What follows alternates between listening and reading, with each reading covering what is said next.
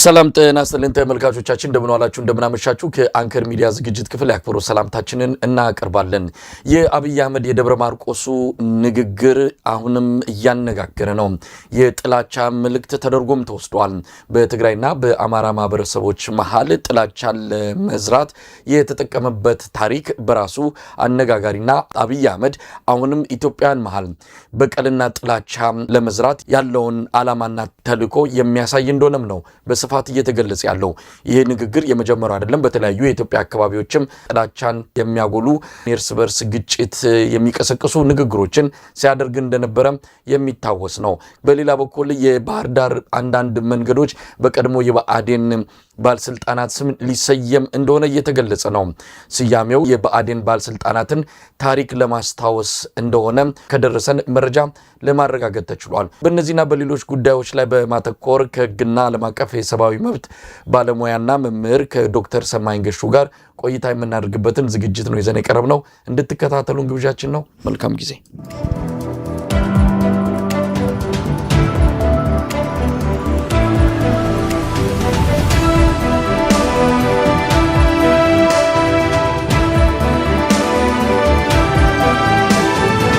ጤና ይስጥልን ዶክተር ሰማኝ። መሳይ እንደምን አለ? ጤና ይስጥልኝ። ደህና ነው ወይ? በጣም ረጅም ጊዜ ምናልባት ከኛ ይሁን ካንተ ይሁን ስተቱ ወይም ደግሞ አለመገናኘቱ የቱ ጋር እንደሆነ ችግሩ አላወቅንም። ያው ከኔም ቢዚ ሆኜ ነው። እንደገናም ደግሞ ያው አጋጣሚ እንግዲህ በአንዳንድ ጉዳዮች ላይ መነጋገር የምንችልባቸው ጉዳዮች እድሎችን አልተጠቀምንባቸው። ዛሬ ግን እንደገና በእውነት አንተ መድረክ ላይ ስለቀረብኩኝ በጣም ደስ ብሎኛል። መሳይ ያው ሁሌ የምታደርገውን ጥረት ከታተላለሁኝ። ለመናገር ከፍተኛ የሆነ የዜና ህዝቡን ደግሞ የማሳወቅ ስራ እየሰራ ስለሆነ አይነት በእውነት በዚህ አጋጣሚ ያለኝን አክብሮትና አድናቆት መግለጽ ፈልጋለሁ። መሳይ ዶክተር ሰማኝ እንደው ረጅም ጊዜ ሆኖናልና ብዙ ክስተቶች ተስተናግደዋል፣ ብዙ ነገሮች ሆነዋል በኢትዮጵያ አንጻር። ምናልባት እንደው ዋና ዋናዎቹን መለስ ብሎ አስተያየት መስጠት ከተቻለ ከደረስንበት አሁን ካለንበት ሁኔታ ጋር የሚገናኙትን ጠቅሰን እንደው ምን ላይ ነው ያለነው፣ ምን እየሆነች ነው ሀገሪቱ የሚለው ላይ እንደው አጠር አድርገህ ብትገልጽልን። ታስታውስ እንደሆነ ትልቁ እናሳስብ የነበረው የፋኖ ኃይሎች አንድነት ነበረ። የአንድነት አይ ቲንክ ከምንጠብቀውም በላይ በሆነ ሁኔታ ተጠናክሮ አንድ ሆነው ወጥተው ያ ሁሉ መከፋፈል በሙሉ ጠፍቶ አንድ የሆነ መዋቅር አንድ የሆነ አመራር መፍጠሩ አይ ቲንክ ትልቁ በኢትዮጵያ ፖለቲካ መድረክ ላይ የታየ ትልቅ ክስተትና ትልቅ ውጤት ነው ብዬ አስባለሁኝና የብዙዎቻችን ጥረት ውጤት ስለሆነ አይ ቲንክ በዚህ ትልቅ ደስታ ተሰምቶኛል። ሌላው እንግዲህ በቅርብ ጊዜ ከተከናወኑት ነገሮች እንግዲህ አንዱ ምንድነው ይሄ ምርጫ የሚል የኦህዴድ ብልጽግና ያደረገው ምርጫ ነው። እነሱ ያሰቡት በዚህ ምርጫ የፕሮፓጋንዳ ብልጫ አግኝተው አትሊስት ምርጫ የሚመስል ነገር አድርገው ስልጣኑን ለማራዘም ፍላጎት ነበራቸው።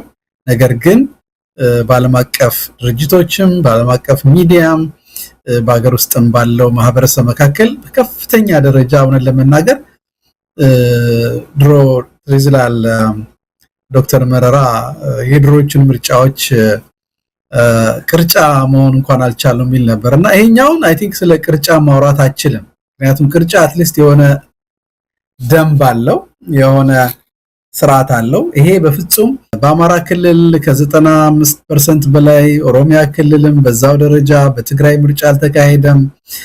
ከዛም በላይ ደግሞ አፈጻጸሙ ከአንድ ቀን በፊት ማታውኑ በአብዛኛው የኢትዮጵያ አካባቢዎች ካድሬዎች ሌሊቱን ሙሉ ቁጭ ብለው ካርዶችን እየሞሉ በሰው ስም የምርጫ ኮረጆችን እየሞሉ አንድ እንደውም ያየሁት ኮሜንት ነበርና አንድ የሆነ ሰው የምርጫ አስፈጻሚ ለሆነች ሰው ይደውልላትና በዛው በምርጫው ቀን ከሰዓት ማለት ነውና ምርጫው እንዴት ነበረ?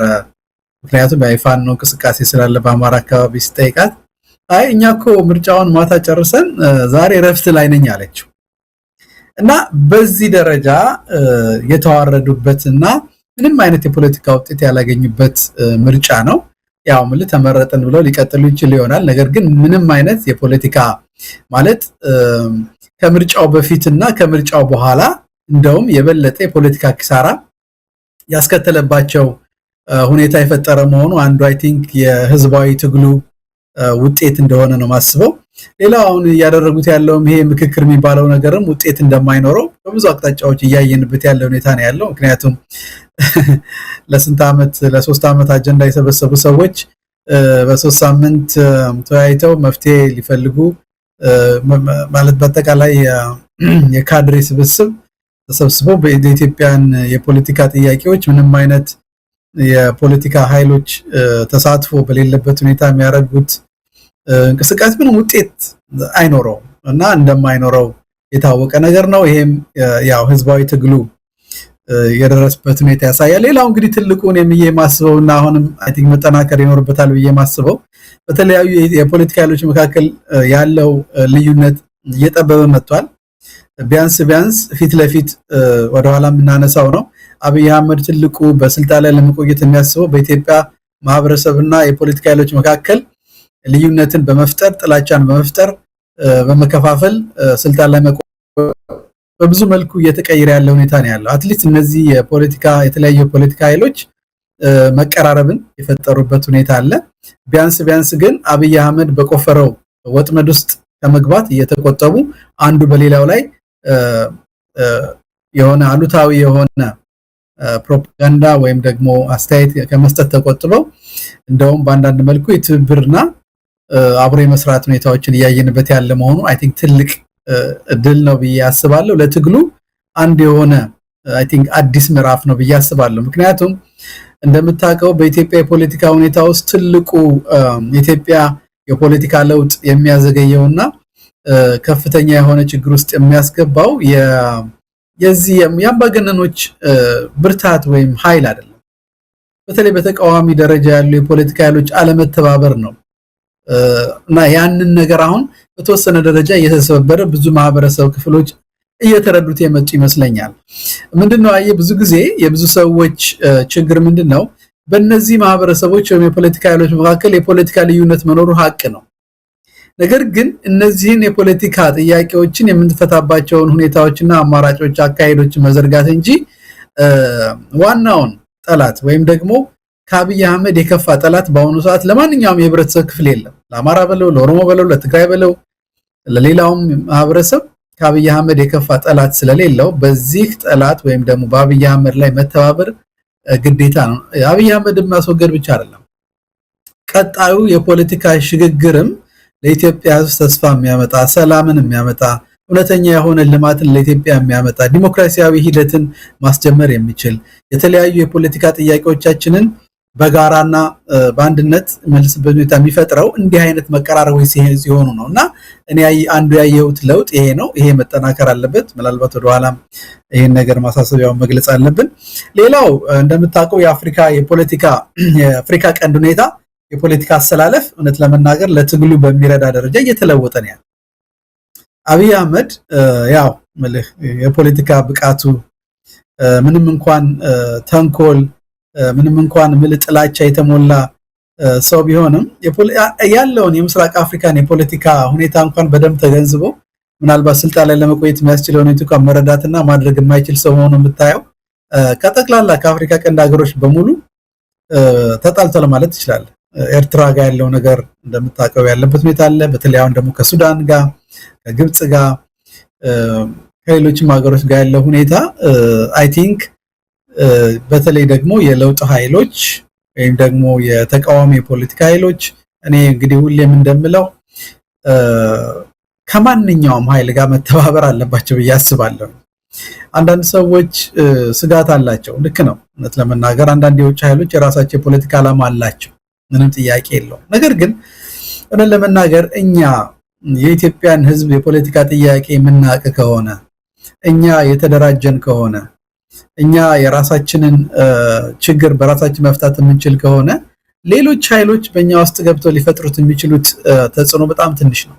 ስለዚህ ዋናው ነገር ምንድነው ከሌሎች ኃይሎች ጋር የምናደርገው ትብብር ሳይሆን እኛ በመካከላችን በተለይ የፖለቲካ ኃይሎች መካከል የሚኖረውን ልዩነትን ማስወገድና ወደ አንድነት ወደ መቀራረብ መምጣት ነው እና አንዱ የአካባቢው ራሱ በተለይ አሁን ታውቀዋለህ የዚህ በኢራንና በአሜሪካ መካከል ያለው በዩናይትድ አረብ ኤሚሬትስ ላይ ያሳደረው ተጽዕኖ አለ። በኢኮኖሚ እየተዳከሙ መጥተዋል። አብይ አህመድ ደግሞ ላይፍ ላይኑ ነው። ለአብይ አህመድና ለአርኤስኤፍ ለሚባለው ለሱዳኑ ሸማቂ ኃይል ወሳኙ የመሳሪያና የገንዘብ ድጋፍ የሚሰጠው ከዩናይትድ አረብ ኤሚሬትስ ነው። እነዚህ ደግሞ አሁን በጣም እየተዳከሙ ያሉበት ሁኔታ አለ።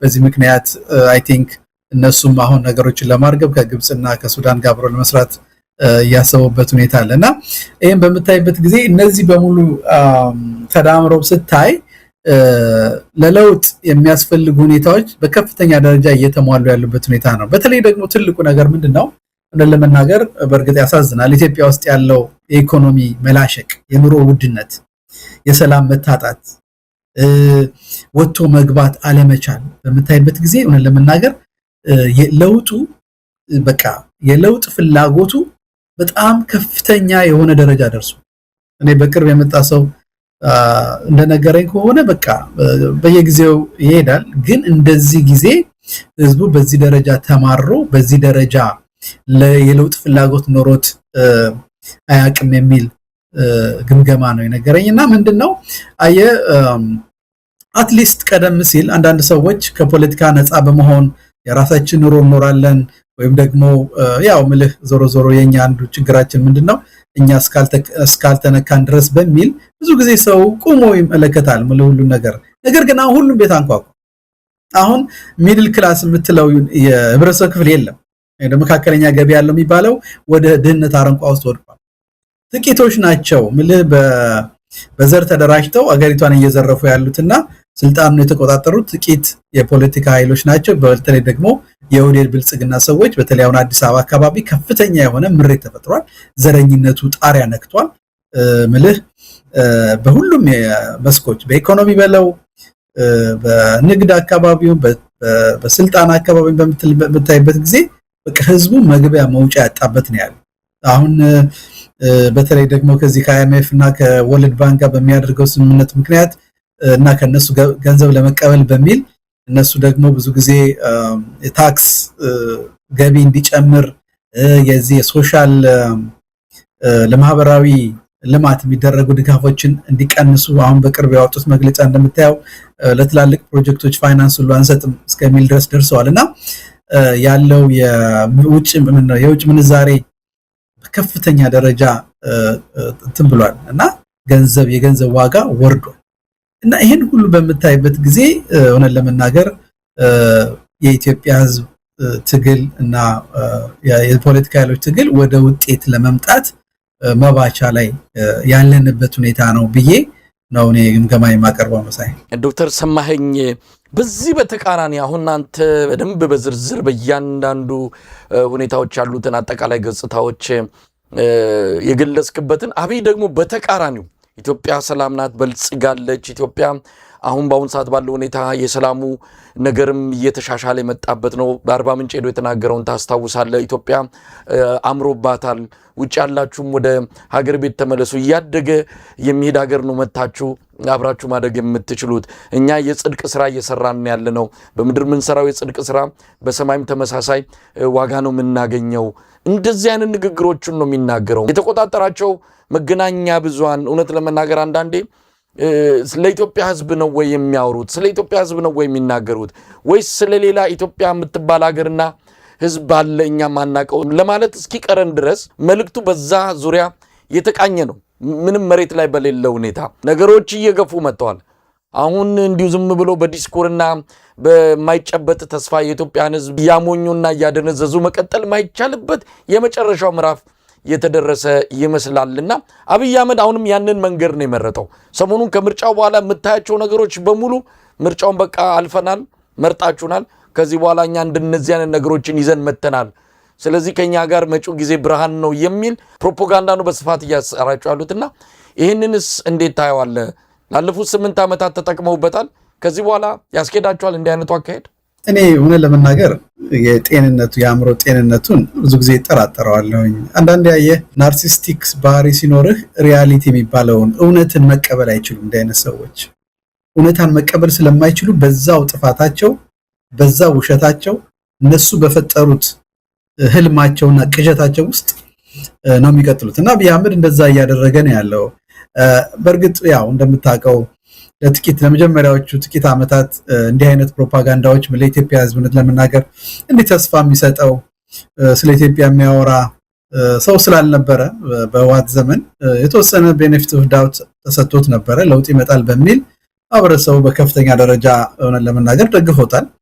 ነገር ግን አሁን ሆነን ለመናገር እኔ በጥሩ መልኩ ማይሆን ምን መሰለ በዚህ ደረጃ አሁን ባለው ሁኔታ በአብይ አህመድ ፕሮፓጋንዳ የሚታለል ሰው ካለ ይገርመኛል።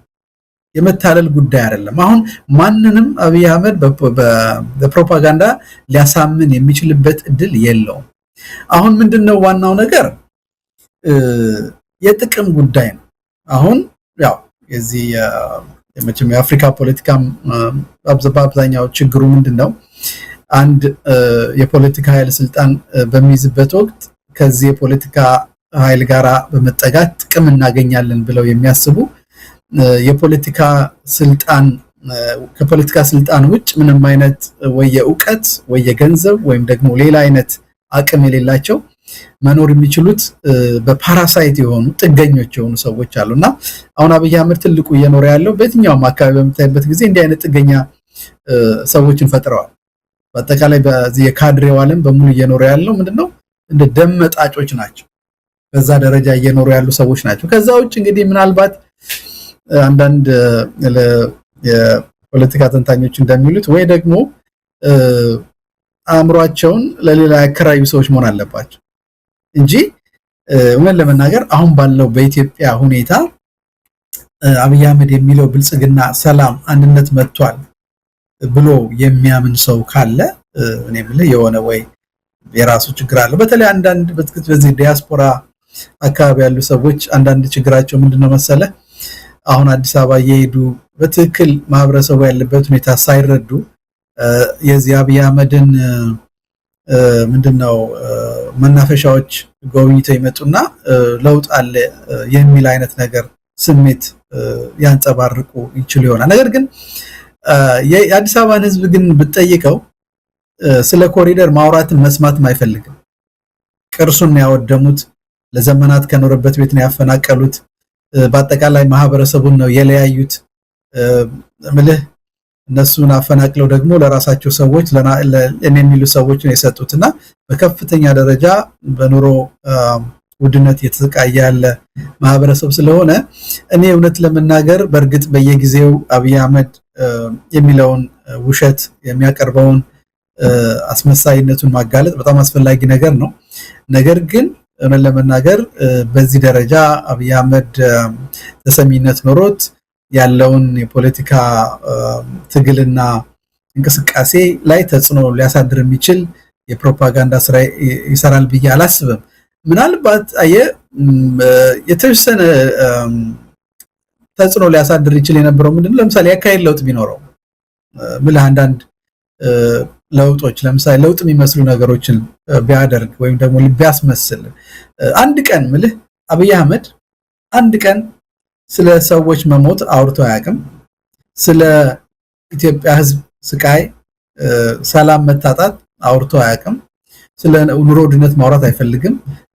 በየጊዜው መንገድ ላይ ስለወደቀው በረሃብ አለንጋ የተገረፈ ላለው ስለ ሚሊዮኖች ማውራት አይፈልግም እና አብይ አህመድ ስለ ኢትዮጵያ ሲያወራ ለምሳሌ ኢትዮጵያ በልጽጋለች ሲል እኔ በልጽጋለሁ ማለቱ ነው። ስለራሱ ነው የሚያወራው።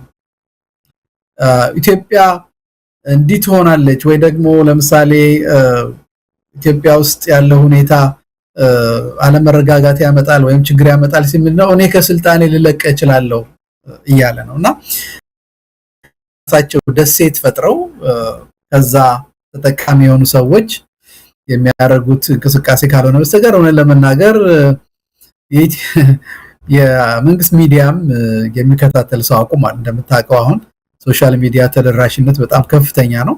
ብዙ ሰው የዜና ምንጭ የሚያደርገው የማህበራዊ ሚዲያዎች ስለሆነ በተለይ ፖለቲካሊ አክቲቭ የሆነው ማህበረሰብ በአጠቃላይ ምንም አይነት ተጽዕኖ የለው።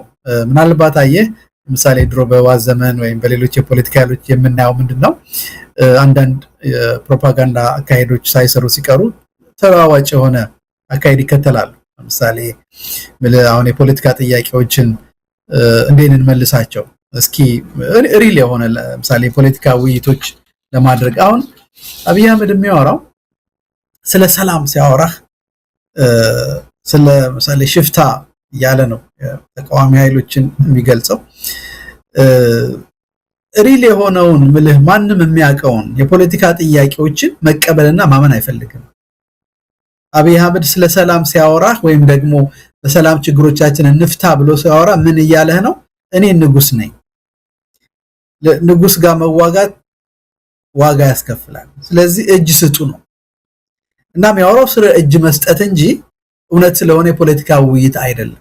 ስለዚህ ይሄ ስላልሆነ እውነት ለመናገር አብይ አህመድ በዚህ የፖለቲካ አካሄዱ ቢቀጥልም በትግሉ ላይ የሚያመጣው ተጽዕኖ ስለሌለ እንደውም ምናልባትም አይ ቲንክ የሚያቀርበው ወይም ደግሞ የሚያወራው ነገር በሙሉ በማህበረሰቡ ዘንድ ተቀባይነት ስለሌለውና መቀበል አይደለም አብዛኛው ሰው አብይ አህመድን ድምጽ መስማት ራሱ እንደ በሽታ እንደ አለርጂክ ስለሆነበት እኔ ብዙ አያሳስበኝም። ዶክተር ሰማይን ሰሞኑን ያመጡት አጀንዳ አለ ከዚህ ከምክክር ኮሚሽኑ ሂደት ጋር በተያያዘ አሁን በአዳማ ናዝሬትም እንደዚሁ የብልጽግና ሰዎች ተሰብስበው ነበረ። በአንዳንድ ጉዳዮች ላይ የሆነ ለውጥ እናመጣለን ብለው እየመከሩ ነው ተብሎ ትንሽ አጀንዳ መሆን ችሎ ነበረ። እንዲህ አይነት ነገርስ በማምጣት ከእንግዲህ በኋላ ለምሳሌ የክልል አወቃቀሩ ከብሔር ወጥቶ ወደ መልክዓ ምድራዊና ሌላ ኢኮኖሚያዊ ጠቀሜታን መሰረት ባደረገ መልኩ ክልሎች ይሸነሸናሉ። የኢትዮጵያን ከዚህ ከዘር ፖለቲካ ለማውጣት ህገ መንግስቱ በተወሰነ ደረጃ ይቀየራል የሚልም ነገር አለ። አንቀጽ 39 ይወገዳል የሚል አዲስ አበባና ድሬዳዋን ጨምሮ አንዳንድ እንትኖች በራሳቸውን ችለው ክልል ይሆናሉ። እንደዚህ ለጆሮ የሚስቡና የሚጥሙ ነገሮችን በማምጣት አሁንም አብይ አህመድ የደረቀበትንና የነጠፈበትን የህዝብ ድጋፍ ለማምጣት ይሞክራል የሚል ነገር አለ። ከዚህ በኋላ እውነት አብይ አህመድ ወርቅ በያዘንብ የኢትዮጵያ ህዝብ እንደው ላፍታም ከአብይ አህመድ ጎን የሚሰለፍበት እድል ይኖራል? መልህ ታስታውሳለህ የመጀመሪያዎቹ ዓመታት ትልቁ ድጋፍ የነበረው እንኳን ይሄ ነበር አይደለ? ክልሎችን ያፈርሳል፣ በቃ ኢትዮጵያዊነትን ይመልሳል፣ አንድነትን ያመጣል የሚል ነበር። ነገር ግን እውነት ለመናገር ቲፒኤልኤፍ በርግጥ ያው ለጊዜው ምልህ ተሳስተዋል። ይሄንን የዘር ፖለቲካ በኢትዮጵያ ፖለቲካ ስርዓት ውስጥ እንዲሰፍን ማድረጋቸው ነገር ግን የዘር ፖለቲካውን ወይም ደግሞ ይሄንን መከፋፈል ፐርፌክት ያደረገው አብይ አህመድ እነሱ ፍሬምወርኩን አስቀመጡለት። እሱ ግን ያንን ቀዳዳ እያሰፋ ኢትዮጵያን በዚህ ደረጃ በዘርና በሃይማኖት እየከፋፈለ እያባላ የእርስ በርስ ጦርነትን በየቦታው ያስፋፋ ያለ እሱ ነው። ስለዚህ እውነት ለመናገር አብይ አህመድ የክልል አደረጃጀትን ቀይሮ ወይም ደግሞ ያለውን የፖለቲካ ለአወቃቀር ቀይሮ ከዘር ፖለቲካ ወጥቶ አንድነት ያመጣል። አንደኛው ምኑ መሰለ ትልቁ ችግር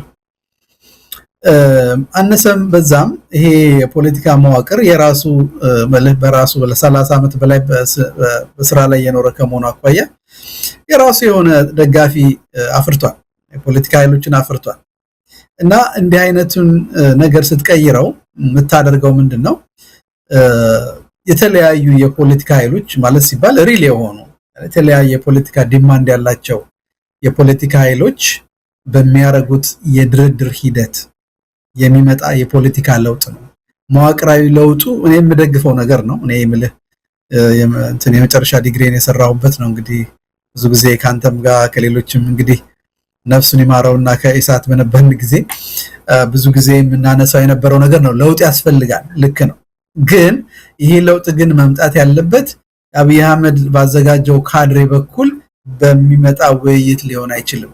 አንደኛ አያደርጉትም ለመናገር ለምን አብይ አህመድ ስልጣን ላይ ያለው በዚህ የፖለቲካ ክፍፍል እና በዘረኝነት ባለው ስርዓት በመጠቀም ነው ስልጣን ላይ ያለው። አብይ አህመድ እውነተኛ የሆነ የኢትዮጵያ አንድነት ከመጣ አብይ አህመድን በአንድነት ለማስወገድ የሚያስችል ሁኔታ ስለሚፈጥር አብይ አህመድ ያንን አያደርገውም። አንደኛ። በሁለተኛ ደረጃ ደግሞ እንዲህ አይነት የፖለቲካ ለውጦች ሊመጡ የሚገባው ምድረ ካድሬ አበል የተከፈለው ካድሬ ተሰብስቦ በሚያደርገው ውይይት አይደለም፣ ሊሆንም አይችልም። ኢቭን እንኳን ምልህ አሁን ክልሉን አፍርሰናል ቢሉ እንኳን መዋቅሩ የነዚህ ሰዎች ጭንቅላት የሚያስበው ዘረኝነት ነው፣ ጥላቻ ነው፣ መከፋፈል ነው። እሱ አብይ አህመድ ለሌሎች ብሔሮች፣ ለትግራይ፣ ለአማራ፣ ሌሎች ብሔር ያለው ጥላቻ እንዴት ነው ሊቀየር የሚችል? ሊመጣው አንድነት ልታመጣው አትችልም። ስለዚህ የፖለቲካ ለውጡ መምጣት ያለበት ሁሉም የፖለቲካ ኃይሎች በሚያደርጉት ድርድር፣ ውይይት፣ በሚደረግ የሽግግር ሂደት፣ በሚደረግ ህገ መንግስታዊ ለውጥ እንጂ እንዲህ ባለ የካድሬዎች ውይይትና ክርክር የሚመጣ ነገር የለም። ሊያደርጉትም አይችሉም። ኢቭን እንኳን መዋቅሮቹን ለስም በስያሜ ደረጃ ቢቀይሯቸው እንኳን እነዚህ ሰዎች እንትናቸው ሶፍትዌራቸው ኦፕሬቲንግ ሶፍትዌራቸው ምንድነው? የዘረኝነት ነው እና ሊለውጡት ሊያደርጉት የሚችሉት ነገር አይደለም። እና አይ ቲንክ እንዳልከው ይሄ ነገር እኔ አይደል ነው እየተወራ ያለው ልክ ታስታውሳለህ አይደል? ድሮ እናንተንም መጠቀም ያደርጓችሁ ነበረ። አንዳንድ የሚፈልጓቸውን ነገሮች ከየት እንደመጣ በማይታወቅ ሁኔታ ይለቀቃል አይደለ? እንዲህ አይነት ለውጥ ሊደረግ ነው ይባላል። ኦፊሻሊ ግን እንዲህ ስለማለታቸው የምናውቀው ነገር የለም። አሁን እንዳልከው በዛ ካድሬ ስብሰባ ላይ አዳማ ላይ የተነሳ የሚባል ነገር ተገልጿል። ምናልባት የሚመስለኝ ሌላ አጀንዳ የመስጠት ነገር ካልሆነ በስተቀር እነዚህ ሰዎች ምንድነው የሚሆንባቸው? ይሄንን የዘር ፖለቲካ እነሱ ያጠፉታል ማለት ምንድነው? እነዚህ ሰዎች ራሳቸውን ይገላሉ ማለት ነው። ሱሳይዳል ነው የሚሆንባቸው። አያደርጉትም አንደኛ። እና አብዛኛው ሰው መረዳት መቻል አለበት። እንዲህ አይነት ትራፕ አይ ዶንት ኖ ማለት አብይ አህመድን በከፍተኛ ደረጃ ተስፋ አድርጎ ብዙ የተጎዳ ማህበረሰብ አሁን ይሄን ይቀበላል ያምናል አይመስለኝም ለመናገር። ግን እንዳልከው እንዲህ አይነት ተላላነት ካለ የዋህነት ካለ አሁንም በእውነት ደጋግመን ማስረዳት ደጋግመን አይ ቲንክ አጽንኦት መስጠት ያለብን ይመስለኛል። አብይ አህመድ አዳዲስ አባላት አዳዲስ ደጋፊ እያገኘ እንዳልሆነ ራሱም ያውቃል። ምናልባት በፊት የነበሩት ደጋፊዎች በሶስት ልንከፍላቸው እንችላለን። አንዳንዱ ቀደም ሲል እንዳልከውም በጥቅም አይኑ የታወረ ከጥቅም በስተቀር ከዛ ስብስብ ጋር ምንም የሚያቆየው ነገር የለም። ያን ስብስብ የሚፈልገው ጥቅሙ እስከተሟላለት ድረስ ብቻ ነው። ጥቅሙ እንደየ የምታገኘው ይለያያል። ከትንሽም እስከ ትልቅም ሊሆን ይችላል። በዛ የተሰባሰበ ደጋፊው እስካሁን አብሮት ሊሆን እንደሚችል ይታመናል። ሌላው እንግዲህ በምን ጊዜ ደነቆረ በዛው ደንቁሮ ይቀራል። አብይ አህመድ የዛሬ 8 ዓመት ያነሳቸውን ሐሳቦች እነሱን ይዞ አብይ ከዛ በኋላ እኮ ራሱ ተገልባብጧል። እሱ ራሱ አያምንባቸውም። ያኔ የዛሬ 8 ዓመት ህዝቡን ለማሳመን የመጣባቸው እነዛን ትርክቶች አሁን ራሱ በራሱ እያጠፋ የመጣበት ነው። ነገር ግን ያኔ የሰሙትን አንለውጥም፣ በቃ ያኔ አምነን ቀርተናል ብለው ልክ እንደ አምላክና እንደ ፈጣሪ ያንን ቃል ተቀብለው እስካሁንም ከዛ ድጋፍ ያልወረዱ ሰዎች እንዳሉ በቅርበትም የምናውቃቸውን በምስክርነት ማምጣት እንችላለን። ሌሎቹ ደግሞ የሚመጣው ኃይል ምን እንደሆነ ስለማናውቅ እንደው ዝም ብሎ ይሄ ስርዓት ይቆይ የሆነ የሚያሻግር ኢትዮጵያን የሚረከብ አስተማማኝ ኃይል ባልተፈጠረበት ሁኔታ ይህን ሰውዬ ከስልጣን ላይ እንዲወገድ ማድረግ ሀገር ነገ ልትፈርስ ትችላለች ብለው የሚሰጉ ደግሞ እንደው በርቀት ድጋፍ እየሰጡ በፊት ለፊት የማይታዩ አሉ። ከዛ ባለፈ ግን አሁን በሚሰራቸው አሁን በሚያደርጋቸው በፕሮፓጋንዳዎቹ ተታሎና እንደው ሌላ ነገር ውስጥ ገብቶ ለአብይ አህመድ አዲስ የፈረመ ደጋፊ አለ ብዬ አላምንም። በፊት የፈረሙትም ከዛ ከባቡሩ ላይ እየወረዱ አሁን በጣም ከፍተኛ ሆነ የደጋፊ መሳሳት እንዳለ ነው የምናውቀውና አዳዲስ ነው ሰዎች እንደማይመጡ ይታወቃል። ግን ያሉትስ እስከመቼ ነው ይሄንን ስርዓት ጠብቀው የሚቆዩት? በጥቅምም ይሁን በሌላ መንገድ ከዚህ ስርዓት ጋር ያሉ ደጋፊዎቹ እስከመቼ ነው? ይሄ ስርዓት እየፈረሰ ነው። ይሄ ስርዓት ወደንም ጠላንም ተፈጥሯዊ ሞቱን እየሞተ ነው። በዚህ አይነት ሁኔታ እነዚህ ሰዎች እስከመቼ እየደገፉት ሊያቆዩት ይችላል ነው ጥያቄው። ጥሩ ጥያቄ ነው መሳይ። ግን እኔ ካንተ ትንሽ ምለየው ምንድነው ሶስት አርገን ያቀረብካቸው እኔ ግን አንድና ሁለትን አይ ቲንክ አንድ ናቸው ብዬ ነው ማስበው። እኔ ሆነን ለመናገር አሁን እናንተ እንዳልከው ቀድሞ የምናውቃቸው በፖለቲካ ትግሉ ውስጥ ከፍተኛ አስተዋጽኦ ያደረጉ ሰዎች ብዙ ሰዎች አሁንም የሚደግፉ ሰዎች አሉ። እነዚህ ሰዎች ምን ለመናገር ታስታውሳለህ? እነዚህ ሰዎች ፖለቲካ አልገባቸው ብሎ ወይም ደግሞ አብይ አህመድ አሁን የሚለው ነገር አምኖበት አይደለም። ምንድነው የሆነው ነገር መሰለ? የሆነው ነገር ምንድነው? አንዳንዶቹ ኢጎ ነው፣ የራሳቸው ኢጎ ነበራቸው። አንዳንድ አብይ አህመድ ታውቀዋለህ፣ መጀመሪያ ደንቃል፣ እንትን ይልሃል፣ ይክብሃል፣ ከፍ ያደርግሃል። ከዛ በኋላ ወጥመድ ውስጥ ያስገባሃል። ከዛ በኋላ በተለያየ ጥቅማ ጥቅም ትታሰራለህ። ከዛ በኋላ መውጫ የለህም። አንደኛ ብትወጣም አንደኛ ከህዝቡ ጋር አጣልተዋል፣ ያለውን ከህዝቡ ጋር ያለህን ብሪጅ ሰብሮታል። ወደኋላ መመለሳችን ያለህ አማራጭ ምንለው? ደብል ዳውን ማድረግ ነው፣ መቀጠል። ስለዚህ እነዚህ ሰዎች አሁን የደረሱበትን ደረጃ አሁን ለመናገር መገመትም ማሰብም አንችልም።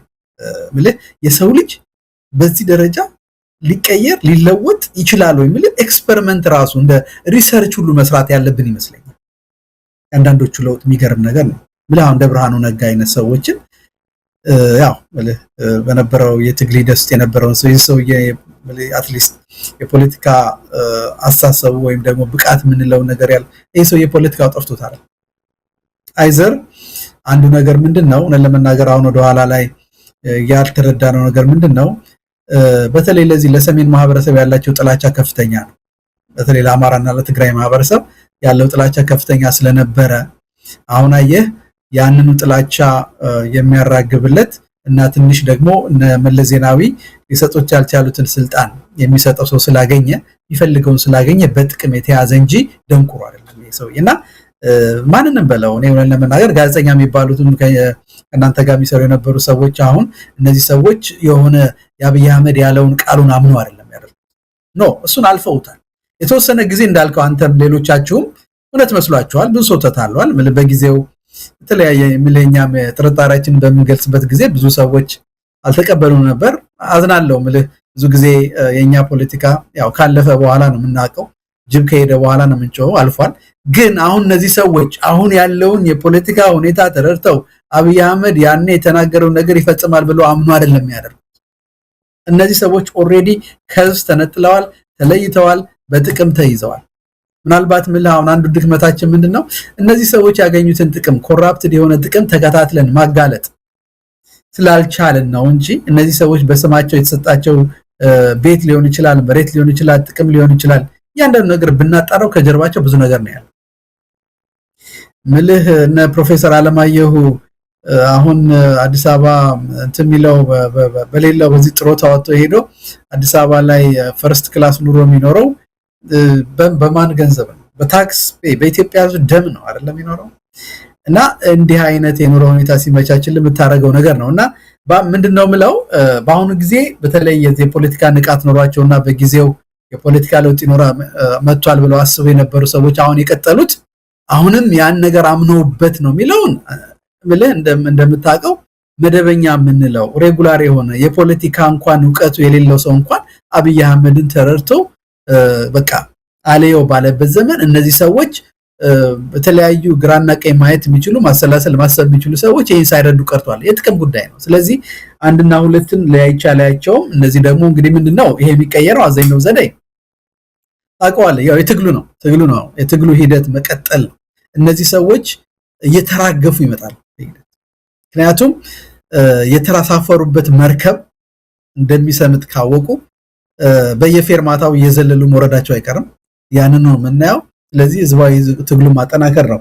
በተወሰነ ደረጃ ሶስተኛ ያቀረብከውን ሰዎችን ስጋቱን እጋራዋለሁ። ሆነን ለመናገር እንደምታውቀው የኢትዮጵያ የፖለቲካ ሁኔታ የሚያሳዝነው ነገር ምንድነው?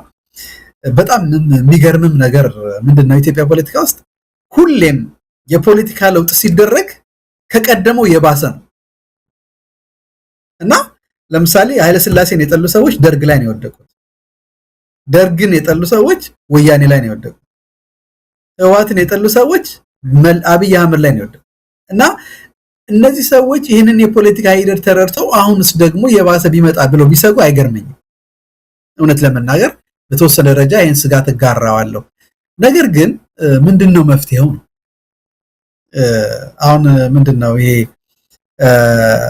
ጓደኛሞች ተኝተው ጅብ መጥቶ የአንደኛውን እግር ሲበላው አይ በቃ ምንድነው ድምጽ ብሰማው ምናምን ሲለው አይ የኔን እግር እየበላ ነው ጅቡና ዝም በል እንዳለው ነገር ነው የሚሆነው። ኦኬ ምን እናድርግ ታዲያ? እያንዳንዳችን በየቤታችን እየሞትን እየተገደልን በዚህ ሁኔታ እስከመቼ እንቀጥላለን ነው። ስለዚህ ያለው አማራጭ መስለኝ ምንድነው ለውጡ የተሻለ ውጤት እንዲያመጣ ኢትዮጵያ የሚፈልገውን አንድነት፣ ዲሞክራሲ፣ ልማት፣ መረጋጋት እንዲመጣ የትግል ማድረግ ምልህ አንድ ትግል በተለይ ህዝባዊነትን ከተላበሰ የአብዛኛውን ማህበረሰብ ተሳትፎ ካገኘ ውጤቱም ደግሞ የተሻለ ይሆናል። አሁን ምልህ በኢትዮጵያ ውስጥ የመጣው በአብዛኛው የመጡት ውጤቶች ምንድነው ችግራቸው? የተወሰኑ የፖለቲካ ኃይሎች ከላይ ሆነው ያመጡት ለውጥ ነው። በአብዛኛው ለውጥ የሚሉት ነገር ነው ወደ ባሰ ሁኔታ ይጨመረንና እንደነ ማህበረሰቦች ምንድነው ቁጭ ብሎ በማየት ነገሮች እየተባባሱና ወደማንመልስበት ወደማንወጣበት አረንቋ እየሄድን ያለ ነው። ብዙዎች የፖለቲካ ተንታኞች እንደሚሉት ኢትዮጵያ ምልህ እኔ ብዙ ጊዜ የዚህ ክሮስ ሮድስ ወይ መስቀለኛ መንገድ የሚለው ነገር እኔ አሁን አልፈነው መስቀለኛው መንገድ አልፈነው አሁን ገደል ውስጥ ነው ያለነው። እንግዲህ ምናልባት የመጨረሻው መበታተን እና ማዕከላዊ መንግስት የመፍረስ ካልሆነ በስተቀር እኮ አብይ አህመድ አሁን የአዲስ አበባ አስተዳደር እኮ ጠቅላይ ሚኒስትር ነው ማለት ይችላል። ኢትዮጵያ እኮ በየብስ መገናኘት ወይም ከአዲስ አበባ ውጭ 15-20 ኪሎ ሜትር ማይልስ መሄድ አይቻልም። ስለዚህ ኢትዮጵያ ኦሬዲ ፈርሳለች። ደግሞ በአብዛኛው ባይዘው የሀገር መፍረስ የሚጀምረው ከህሊና ነው። ከአብዛኛው ህሊና ውስጥ ኢትዮጵያ ወጣለች። እውነት ለመናገር አሁን ኢትዮጵያ ብለው የሚያስበው እንደ ልቡ የሚሄድበት ወይም ትራቭል አድርጎ የሚሰራበት የሚሄድበት ወይም ደግሞ የሚንቀሳቀስበት ሁኔታ የለም። ከአዲስ አበባ ውጭ መውጣት አይችልም ወይም ካለበት አካባቢ መንቀሳቀስ አይችልም እና ኢትዮጵያ ኦሬዲ የፈረሰ ሀገር ነውና ይሄ ደግሞ ሄዶ ምንድነው የሚሆነው? ማዕከላዊ መንግስት በሚፈርስበት ሁኔታ ከተከሰተ እና ደግሞ ያንን የሚተካ የፖለቲካ ኃይል ከሌለ ዞሮ ያ የምንፈራው ስጋት መምጣቱ አይቀርም። ለዚህ መፍትሄው ምንድነው? ኦኬ አንደኛው ከፖለቲካ ኃይሎች ነው የሚጠበቀው። ከፖለቲካ ኃይሎች የሚጠበቀው ምንድነው? የሚመጣው የፖለቲካ ለውጥ መሰረታዊ ለሆኑ የፖለቲካ ጥያቄዎቻችን ምላሽ በሚሰጥ መልኩ የተደራጀ እንደሆነና ልዩነታቸውን በፖለቲካ ድርድርና ውይይት ሊፈቱ እንደሚችሉ በተለያየ መልኩ ለህብረተሰቡ ማሳየት ይጠበቅባቸዋል። ማሳየት ብቻ ሳይሆን ሪል የሆነ እንቅስቃሴም ማድረግ ይኖርባቸዋል። ለዛ ማህበረሰቡ ደግሞ እነዚህን የፖለቲካ ኃይሎች ድጋፍ በማድረግ ለውጡ ዘለቄታ ያለው የኢኮኖሚ፣ የፖለቲካ፣ ማህበራዊ ለውጦች እንዲኖሩት ማድረግ ነው መፍትሄው እና ይሄንን ስጋት ብጋራውም ግን ዝም ብሎ ቁጭ ብሎ አይ አብይ አህመድ ይግደለኝ ከዛ በኋላ የሚመጣውን ቁጭ ይጠብቃል የሚለው መፍትሄ አይደለም። ስጋታቸውን ብጋራውም ግን መፍትሄው ግን ምንድነው? እያንዳንዱ ሰው እኔ ምን አደረኩኝ? ኦኬ አሁን ለውጥ ሁሉም ሰው ይፈልጋል። እውነት ለመናገር በአሁን በኢትዮጵያ ፖለቲካ ሁኔታ ውስጥ ለውጥ የማይፈልግ የህብረተሰብ ክፍል የለም። ግን ደግሞ ምንድነው ለውጥ ደግሞ አትሊስት እያንዳንዳችንን አስተዋጽኦ ይፈልጋል እና ያንዳንዱ ሰው ትንሽ ነገር ቢያደርግ ጥቂት ነገር የሚባል ነገር ቢያደርግ ያ ለውጥ ይፋጠናል። ግን አይ ሌሎች ሞተው ሌሎች ዋጋ ከፍለው ሲመጡ ከዛ በኋላ ማሊያን ቀይሬ ሰለፋለሁ ወይም ደግሞ ሌሎች ባመጡት ትግል ውጤት ተጠቃሚ ሆናለሁ ብሎ ማሰብ አይ ቲንክ ትልቁ ችግራችን ኢቭን ለፖለቲካ ብቻ ሳይሆን ለብዙ የማህበራዊ ህይወት ምስቅልቅላችን አይ ቲንክ ችግር የፈጠረ ይመስለኛል። በቃ ኦኬ ሁሉም ታውቀዋለህ እዚህ አሜሪካ ውስጥ ቢሆን አሁን ለምሳሌ እያንዳንዱ ሰው የራሱን ፕሮሞት የማድረግ ወይም ደግሞ የራሱ ፍላጎት የማራመድ የካፒታሊስት ሲስተም ባህሪ ነው። ነገር ግን ደግሞ የጋራ የሚባሉ ቫልዩዎች አሉ። አሁን ለምሳሌ በኢሚግራንት ወይም ደግሞ በስደተኞች ላይ የሚደረገውን ተጽዕኖ በተመለከተ ለአሜሪካውያን ባለፈው በሚኒሶታ በነበረው ሁኔታ ደስተኛ አልነበሩም። ሰዎች ሲገደሉ ሲታሰሩ ምናምን የሆነ የሞራል ደረጃ አለ። ስለዚህ ኢትዮጵያ ይሄንን ነገር መያዝ አለበት። ይሄ ትልቅ የማህበራዊ እሴቶች ያሉት ሀገር ነው፣ እምነት ሀገር ነው እና የሆነ አትሊስት ሌሎች ሲገደሉ ሲታረዱ ሲሞቱ ተቆርቋሪነቱ መኖር አለበት። ይሄ ነገር መቆም አለበት ማለት አለበት። እንዴት አንድ የሃይማኖት መሪ ይጠፋል? እንዴት አንድ ይሄን ሰው የሚገስጽ እንደው ከመገሰጹን አልፎ ከአብይ አህመድ ጋር ሆኖ የጥቅም ተካፋይ ሆኖ ለአብይ አህመድ ምርጫ የሚጸልይ ካድሬ እንዴት ቄስ ሊፈጠር ቻለ? ይሄ እኮ በጣም የሚገርም ነገር እኮ። ኢቭን በሌሎች አፍሪካ ስታንዳርድ ካየው እነ ኬንያ እነ ዛምቢያ ሌሎች ሀገሮች በመታየበት ጊዜ መንግስታት እንዲህ አይነት ግፍ በሚፈጽሙበት ጊዜ የሃይማኖት መሪዎች ተነስተው ኢቭን ሰልፍ ሁሉ የሚወጡበት ሁኔታ ለዚምባብዌ ውስጥ ለምሳሌ ሮበርት ሙጋቤ እንደዛ አይነት የፖለቲካ እስረኞችን ወይም ደግሞ ግድያዎች ሲፈጸሙ የሃይማኖት መሪዎች ናቸው ቀድመው የሚናገሩት እና እንደዚህ አይነት ሰዎች መጥፋታቸው በጣም ያሳዝናል ምልህ ያው መናቃቸው የህሊና ሰዎች የነበሩትን ትላልቅ ሰዎች አጠናል እንደነ ፕሮፌሰር መስፍን አይነቶችና እንዲህ አይነት ሰዎች መኖር አለባቸውና እንዲህ አይነት ካላደረግን በስተቀር አይ ስጋት አለ ከአብይ አህመድ መጣው ሊብስ ይችላል ኦኬ ሊብስ ይችላል አብይ አህመድ ላይ ስልጣን ላይ እስከቆየ ድረስ ግን ለውጡ የበለጠው ስብስብ እንዲሆን የሚያደርገውና እንደውም የተቃዋሚ ኃይሎችን ወይም ደግሞ የለውጥ ኃይሎችን ድጋፍ ባልሰጠን ቁጥር ለውጡ የበለጠ አስቸጋሪ እንዲሆን እንደሚያደርገው ተረርቶ እኔ ሁሌም ጥሪ ማድረገው ምንድነው እያንዳንዱ ለውጥ የሚፈልግ ማህበረሰብ ለውጡን ለማምጣት የራሱ የሆነ አስተዋጽኦ ሊያደርግ ይገባል ብዬ አስባለሁ መሳይ ዶክተር ሰማኝ ሌላ ጊዜ በሰፊው እንመጣበታለን በተለይ ይሄ ማህበራዊ ሴቶቻችን ይሄ ዋጋዎቻችን የኛ ኢትዮጵያን እንደ ኢትዮጵያ ያቆሙ የተለያዩ ነገሮች አሉ ወደ ኋላ ታሪክን መለስ ብለን ስንቃኝ ምሰሶ የሆኑ ነገሮችን አብይ አሁን በዚህ 8 ዓመት ውስጥ አውላልቋቸው ዛሬ አውላላ ሜዳ ላይ የወደቀው የማህበረሰባችን ክፍል ነገ ከነጎዲያ አገር ለማቆየት የሚያስችለውን ነገር በሙሉ ከጁ ላይ ተነጥቆ ነው ያለውና ይሄንን ነገር እንዴት በአጭር ጊዜ አጣን እውነት አብይ አህመድ ባለው ምንድነው የወታደራዊ የደህንነት በዛ አቅሙ ይሄንን ነገር በአጭር ጊዜ ማድረግ ቻለ ወይስ እኛ ቀድሞውኑ ተዘጋጅተናል በእጃችን ያሉትን ነገሮች ቶሎ ለቀን አገር ለማፍረስ ለመጣው ኃይል ተመቻችተናል ወይ የሚል ጥያቄ እንደ ማህበረሰብ መነሳት አለበት ምክንያቱም በ3000 ዓመት ተገነባ የተባለ ሀገር በርግጥ ብዙ በስርዓቶች ማል የመጣ አንዳንድ ችግሮች ቢኖሩም በዚህ 8 ዓመት ግን እንደ ኢትዮጵያ ቆመን እንዳንራመድ የሚያደርጉ አደጋዎች ናቸው በአብይ አህመድ በኩል የመጡብንና እሱም ብቻ ተጠያቂ ማድረግ አለብን ወይስ ራሳችንን መፈተሽ ይገባናል የሚለው ሰፊ ውይይት የሚያስፈልገው ነው ሌላ ጊዜ እመጣበታለን እንደ ወደ ተነሳነበትና ዛሬው ወደ አገናኘን አንዱ ጉዳይ እንምጣ አብይ አህመድ ደብረ ማርቆስ አውሮፕላን ማረፊያ የምረቃ ስነ ስርዓት ላይ ያደረገው ንግግር በጣም ትኩረት ስቧል ትኩረት የሳበው አዲስ ነገር ሆኖ አይደለም በቅርቡ ባለፈው ሳምንት የተናገራቸውን በቅርቡ በተለያዩ ከተሞች እየሄደ የተናገራቸውን ሙሉ በሙሉ የሚቀለብስና በኢትዮጵያ መሃል ጥላቻን የሚዘራ ራሱም ሀገር መምራት እንዳልቻለ ባለፈው ሳምንት ሀገርን አረጋግተናል ለኢትዮጵያ ህልውና የኢትዮጵያ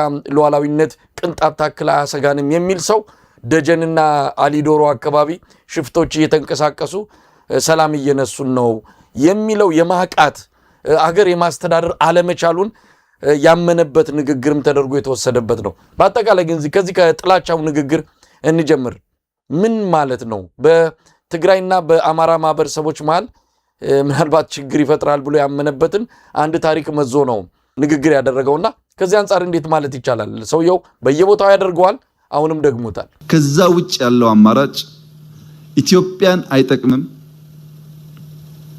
አማራን አይጠቅምም ጎጃምን አይጠቅምም ምስራቅ ጎጃምን አይጠቅምም ይህ ህዝብ በአፄ ዮሐንስ ጊዜ በነበረ ሁኔታ ምን እንደደረሰበት ያቃል በጣሊያን ጊዜ ምን እንደደረሰበት ያቃል የአብይ አህመድ ፕሮፓጋንዳ በጣም የሚገርመኝ ምኑ ነው በረቀቀ መልኩ የሚያወራው የጥላቻና የመከፋፈል ሁኔታ በጣም ይገርመኛል መልካም አስመስሎ ልክ አለ አይደለ በማር ለውሶ ነው የሚያቀርብ እና እንደው ምልህ እያንዳንዱን ነገሮችን ምልህ ማህበረሰቡ እንዲረዳ ያደረግን ማለፉ ወሳኝ ነገር ነው ምክንያቱም ምናልባት ምልህ በአብይ አህመድ ፕሮፓጋንዳ ተዘናጋ ሰው አለ ብዬ ባላምንም ግን ይሄ ሰውዬ በእያንዳንዱ ንግግሩ እንደው እንትንም ይሰጣል ባይዘው ለወደፊቱ ሰው እንዴት ማየት እንዳለበትም አይ ቲንክ ለመረዳት ያክል ነው አንዱ መስል ሲጀምር የሚለው ነገር ነው እንግዲህ የደብረ ማርቆስ አውሮፕላን ማረፊያ ጥሩ ነው ለመናገር የማህበረሰቡ ጥያቄ ነው ለረጅም ጊዜ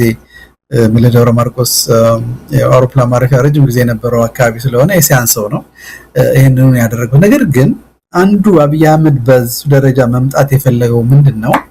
እንደምታውቀው የአማራ ክልል በከፍተኛ ደረጃ ፈራርሷል። የመሰረተ ልማቶች ወድመዋል።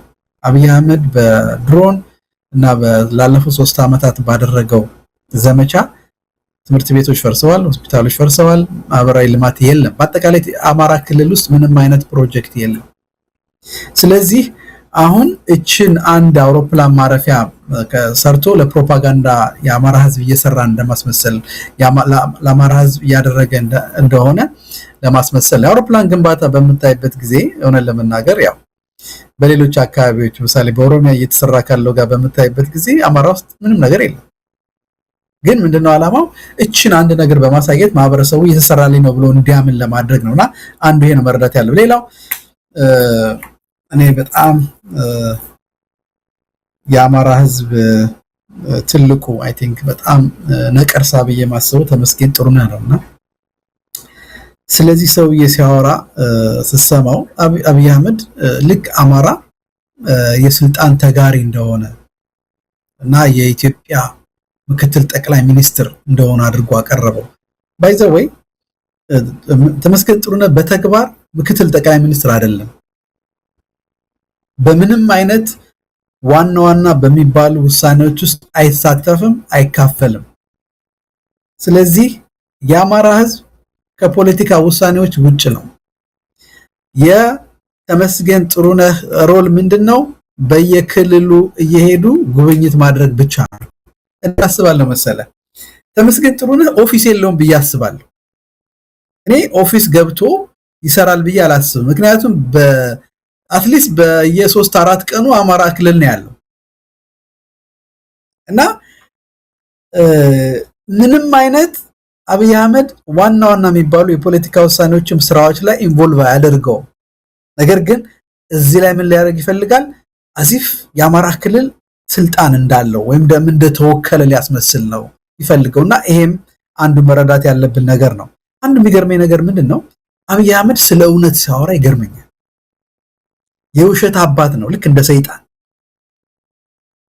እና እውነት ሳሳች አለ እና በዘር መከፋፈል በጎጠኝነት ተስፋፍቷል ብሎ ሲያወራ እኔ በጣም ምልህ የሰው ልጅ ምልህ ትልቁ አዘንዶ ዘደይ ትልቁ ዳኛ ማን መሰለ? ህሊና። እኔ ህሊናው አይፈርድበትም ወይ ነው የኢትዮጵያን ህዝብ እዚህ ሁሉ መቀመቅ የከተተው ዋናው ዘረኛ አብይ አህመድ አይደለም። ለአማራ ያለው ጥላቻ፣ ለትግራይ ያለው ጥላቻ፣ ለሰሜን ያለው ጥላቻ፣ ለኢትዮጵያ ስልጣኔ ሃይማኖት ያለው ጥላቻ ሲስተማቲክ በሆነ ሁኔታ ኢትዮጵያን ያፈራረሰ ያለው ማን ነው? አብይ አህመድ አይደለም። እና እንደው ምልህ አይረዳውም ብቻ ሳይሆን ይሄንን መረዳት ያስፈልጋል። ሌላው እንዳልከው አንዱ ሌላው ደግሞ ሰው መረዳት ያለበት ይመስለኝ መሰለ ስለ ጎጃም ህዝብ ሲናገር ምን እያለ መሰለ ያለው? የተቀላቀለ ህዝብ ነው ሲል ምን እያለ ነው? የጎጃም ህዝብ አማራ አይደለም ለማለት። ብዙዎችም እንደሚሉት አንዳንድ ምልህ ጽንፈኛ የኦሮሞ የፖለቲካ ኃይሎችም እንደሚሉት ጎጃም የኦሮሚያ አካል እንደሆነ አድርገው የሚያወሩትን በሌላ መልኩ ነው የሚነግረሱ። አንድነት ያ ምንድነው ያለው? ጎጃም በወሎና በወለጋ መካከል ድልድይ ነው አለ። እንግዲህ እንደምታውቀው በዚህ በጽንፈኛ ኦሮሞ የፖለቲካ ኃይሎች ወሎ ሰሜን ኦሮሚያ ነው፣ ወለጋ ነው። ስለዚህ ድልድዩ ማን ነው ማለት ነው? ሆኖ የቀረበው ጎጃም። ስለዚህ ኦሮሞ ነው እያለ ነው፣ የኦሮሞ ክፍል ነው እያለ ነው ያለው። መቀላቀል የህዝቦች መቀላቀል ወይም ደግሞ አንድ መሆን ወይም ደግሞ ያ አይደለም ችግሩ። ነገር ግን አብይ አህመድ እያለ ያለው ምንድነው? አማራ አይደለም ጎጃምም ኦሮሞ ነው የሚል መልእክት እያስተላለፈ ነው ያለው።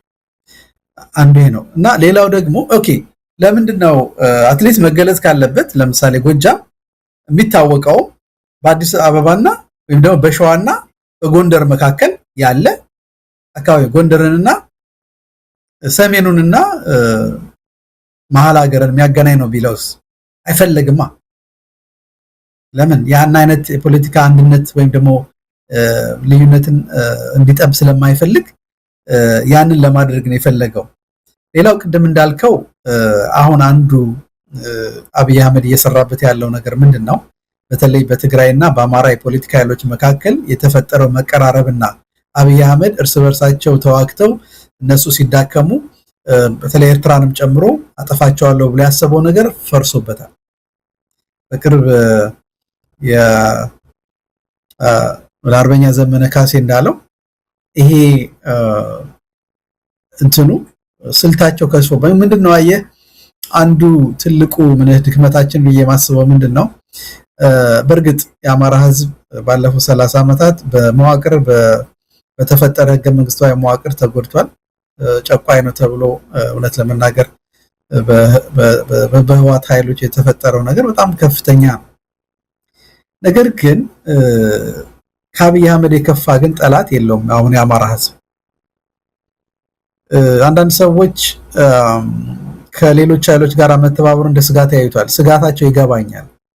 እውነት ለመናገር የአማራ ህዝብ ከደረሰበት ሁኔታ አኳያ አሁንም ደግሞ ከነዚህ ኃይሎች ጋር አብሮ ከሰራ ተመልሶ ወደዛ ችግር ውስጥ ይገባ ይችላል ብለው መስጋታቸው አይገርመኝም። ግን እነዚህ አይነት ሰዎች መረዳት ያለባቸው ምንድነው መሰለ የአማራ ህዝብ ተለውጧል። የአማራ ህዝብ ነፍጥ አንስቷል። የአማራ ህዝብ ተደራጅቷል፣ ነቅቷል። ከዚህ በኋላ ማንኛውም የፖለቲካ ኃይል የአማራን የፖለቲካ ቀይ ጨፍልቆ ከዚህ በኋላ ስልጣን ይዛለው ወይም ደግሞ በእውነት የድሮ አይነት ብቻዬን ስልጣን ተቆጣጣራው ብሎ የሚያስብ ካለ ሞኝ ነው። እኔ ያ ዘመን ያለፈ ይመስለኛል። ያንንም ደግሞ በብዙ መልኩ ያንን ለውጦች እንዳሉ የምናይባቸው ብዙ መንገዶች አሉ።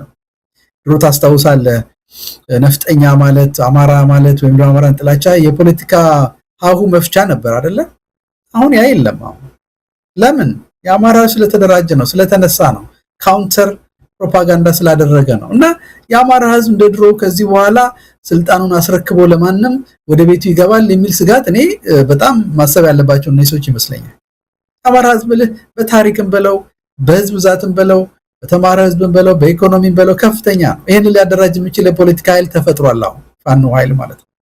ይሄ ኃይል የተደራጀ ነው፣ የታጠቀ ነው፣ በሚሊዮን የሚቆጠር ብትለው ደረጃ ያለ ነው። አሁን በተለይ ከታጠቀው ማህበረሰብ ጋር አብረካየው ማለት ነውና ይሄን ማህበረሰብ እንደ ድሮ ዛሬ ከትግራይ ወይም ከኤርትራ መጣህ አይጨፈልቀዋለሁ ብለው ስለሚያስቡ ከነዚህ ሰዎች ጋር ሊሆን አይችልም። ይሄ እንደማይሆን እርግጠኛ መሆን ይቻላል። ስለዚህ ይልቅ አብይ አህመድ ሊፈጥር የፈለገው ምንድነው? በተለይ በአማራና በትግራይ መካከል የወልቃይት ጉዳይ አለ። ሌሎችንም ጉዳይ በመጠቀም ይሄ ህዝብ እየተጋደለ እንዲኖርና እነሱ ስልጣን ላይ እንዲቆዩ ለማድረግ ነው። ይሄን ማክሽፍ መቻል አለብን። ዶክተር ሰማይ የትብብሩን ጉዳይ እንመጣበታለን። ወደ መጨረሻ ጊዜ ወስደን ያንተን ሐሳብ ከዚህ ቀደምም ተነጋግረናል። በዚህ በትብብር ጉዳይ ላይ ያለውን ሁኔታ አንስተናል። አሁን ደግሞ ዋና አጀንዳም ሆኖ መጥቷል። የአብይ አህመድ መንደር እየተረበሸ ያለበትም በዚሁ ትብብር የሚለው ነው። በሌላ ቃል ጽምዶ የሚባል ምን የሚገለጽ የሆኑ የኢትዮጵያ ኃይሎች አብይ አህመድን በጋራ ለመጣን እየተነጋገሩ ነው። መሬት ላይ በግሩት የሚራመድ አንድነት ህብረት መስርተዋል። እሱን ራሳቸው የሚገልጹት ይሆናል። እንደው በዚህ በደብረ ማርቆሱ ንግግር ላይ እንግዲህ ብዙ ነገሮችን አንስቷል። ያው ቀደም ሲል ላንተም እንደጠቀስከው እሱ ለአማራ ህዝብ ተቆርቋሪ ለአማራ ህዝብ በዛ መሃል ግን ያልቻላቸው ነገሮች እንዳሉ እንደ መንግስት መሆን እንዳልቻለ መንግስት ሆኖ ስርዓትና ህግ ማስከበር አልቻለም። እንደ አንድ አማጺ ቡድን ነው የሚያወራው። ከአዲስ አበባ አሊዶሮ ማለት 120 ኪሎ ሜትርም የሚርቅ አይደለም። በአዲስ አበባ በ20 እና በ30 ኪሎ ሜትር ራዲየስ ውስጥ አብይ አህመድ የማይቆጣጠራቸው ታጣቂዎች ወይም ደግሞ እሱ ያሰማራቸው ታጣቂዎች የህዝቡን ሰላም እየነሱ ሰው ወጥቶ እንዳይገባ ገበያ ወጥቶ እንዳይሸምት አድርገውታል። ሰው ቤቱ ተከቷል። ማቃቱን ያየንበትም ጭምር ነው። ያው የጥላቸው ንግግር የታወቀ ስለሆነ ነው። ወለጋ ሄዶ የተናገረውን እናስታውሳለን። ጅማ ሄዶ የተናገረውን አዲስ አበባም በተለያዩ ዝግ ስብሰባዎች የሚናገራቸው ብዙ የጥላቻ ንግግሮች አሉ። አዲስ አይደለም።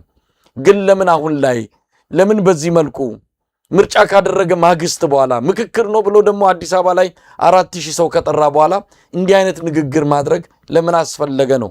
በፖለቲካ ብዙ ችግር እንዳለበት ክፍተት እንዳለበት ይታወቃል። የዚህን ያህል ግን የፖለቲካ ባይተዋር ሲሆን አስደናቂ ነው። አንድ ምንድነው መሰለ ይሄ በተለይ እዚህ ኦሮሚያ አካባቢ ወይ ደግሞ የጎሃጽዮን አካባቢ የሚደረገው አፈናና ግድያ መቼ ነው እንዴት ነው የጀመረው ማን ነው የሚያደርገው የሚለው ነገር ብዙ ጊዜ ይጠየቃል እኔ አሁን ሳስበውና ሳየው እንደው ነገሩን ሳጠናው ታስታውስ እንደሆነ ከ3-4 አመት በፊት ከጎጃም ወይም ከአማራ ክልል አካባቢ አዲስ አበባ አትገቡም የሚል እገዳዎች ነበሩ ብዙ ጊዜ ሐሳባቸው ባይዘው ያ ነበር የአማራ ህዝብ በተለይ አዲስ አበባ እንዲገባ አይፈልግም ከፍተኛ የሆነ ጥላቻ ስላላቸው ለአማራ ህዝብ አዲስ አበባ ውስጥ ያው የኛ ነው ብለው ስለሚያስቡ እንዲገባ አይፈልግም ግን ምን ሆነ ያ ነገር ከፍተኛ የሆነ የፖለቲካ ቀውስ አስከተለባቸው ታስታውስ እንደሆነ በጣም ይዘገብ ነበር ብዙ ተቃውሞዎች ነበሩ እና በዚህ ምክንያት ያን እንደማያዋጣ ሲያውቁት ያንኑ የአማራን ህዝብ ለመግደልና ለማረድ እንግዲህ ብዙዎቹ የማስረጃዎች የሚያሳዩት አፋኝ የሚባሉት እነዚህ ነፍጠኞች ወይም ሽፍታዎች መንግስት ያደራጃቸው ናቸው አሁን ኦነግ ብዙ ጊዜ መግለጫ ይሰጣል የኛ ኃይሎች አይደሉም ነገር ግን ብዙ ጊዜ የኦሮሞ ምሁራንና የፖለቲካ መሪዎች እንደሚሉት ምንድነው በኦነግ ስም የተደራጁ በተለያየ የፖለቲካ ወይም ደግሞ የአደረጃጀት የተደራጁ የኦሮሚያ ክልል እና ደግሞ ራሱ ብልጽግና ያደራጃቸው የፖለቲካ ኃይሎች አሉ እነዚህ ኃይሎች ናቸው ህዝቡን እየዘረፉ አንዳንዶቹም በተለይ አንፋን ነው ለምሳሌ ህዝቡን የሚዘርፉ በየመንገዱ እያቆሙ የሚዘርፉትን ሲዝ የሚናገሩት ነገር ይሄን ነው መንግስት ያደራጅቶ ማህበረሰቡን በማማረር ፋኖን እንዲታገል ለማድረግ በሚል ራሱ መንግስት አደራጅቶ የሚለቃቸው ናቸውና አብይ አህመድ ይሄንን ነገር ሲል እንደው ምልህ ይሄንን ነገር እኮ ራሳቸው አደራጅተው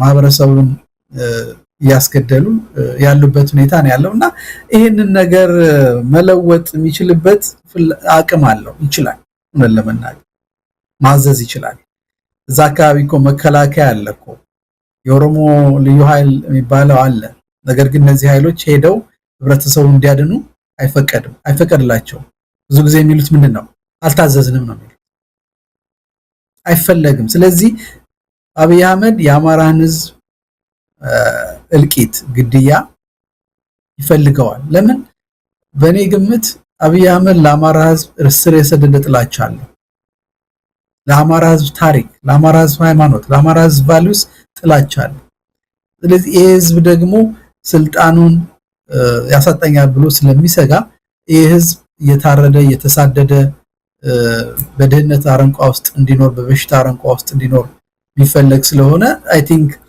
ይሄ ያው ቅድም እንዳልነው አብይ አህመድ ያው የውሸት አባት ስለሆነ ለማስመሰል የሚያደርገው ነገር ነው ነገር ግን ሊቭድ ኤክስፒሪየንስ ያላቸው የኖሩበት ሰዎች አሉ በሚሊዮን የሚቆጠር ገንዘብ እየከፈሉ ቤተሰቦቻቸውን ያስለቀቁ ሰዎች አሉ ብዙዎቹም ደግሞ ተገለዋል ልጆቻቸውን ያጡ አባታን እናታቸውን ያጡ በርካቶች አሉ ያው ምስክሮች የሆኑ ሰዎች አሉና አሁን ደብረ ማርቆስ መጥቶ አብይ አህመድ ይሄን ስለተናገረ የሚያምነው ወይም ደግሞ የሚለውጠው ነገር የለም ግን ማህበረሰቡ ግን እንዳልከው መረዳት አለበት ሌላው ቅድም የገለጽከው ለምሳሌ ብዙ ጊዜ የሚያነሳቸውን ታሪኮች ስታይ አወዛጋቢ የሚባሉ ወይም ደግሞ አንዱን ማህበረሰብ ከሌላው ጋር ያባለዋል ብሎ የሚያስበው ነገር ነው የሚያነሳው እዚህ ላይ እንደሆነ በአዊ ዞን ሄዶ የሚያወራው በትግራይና ወይም ደግሞ በአገው ማህበረሰብ መካከል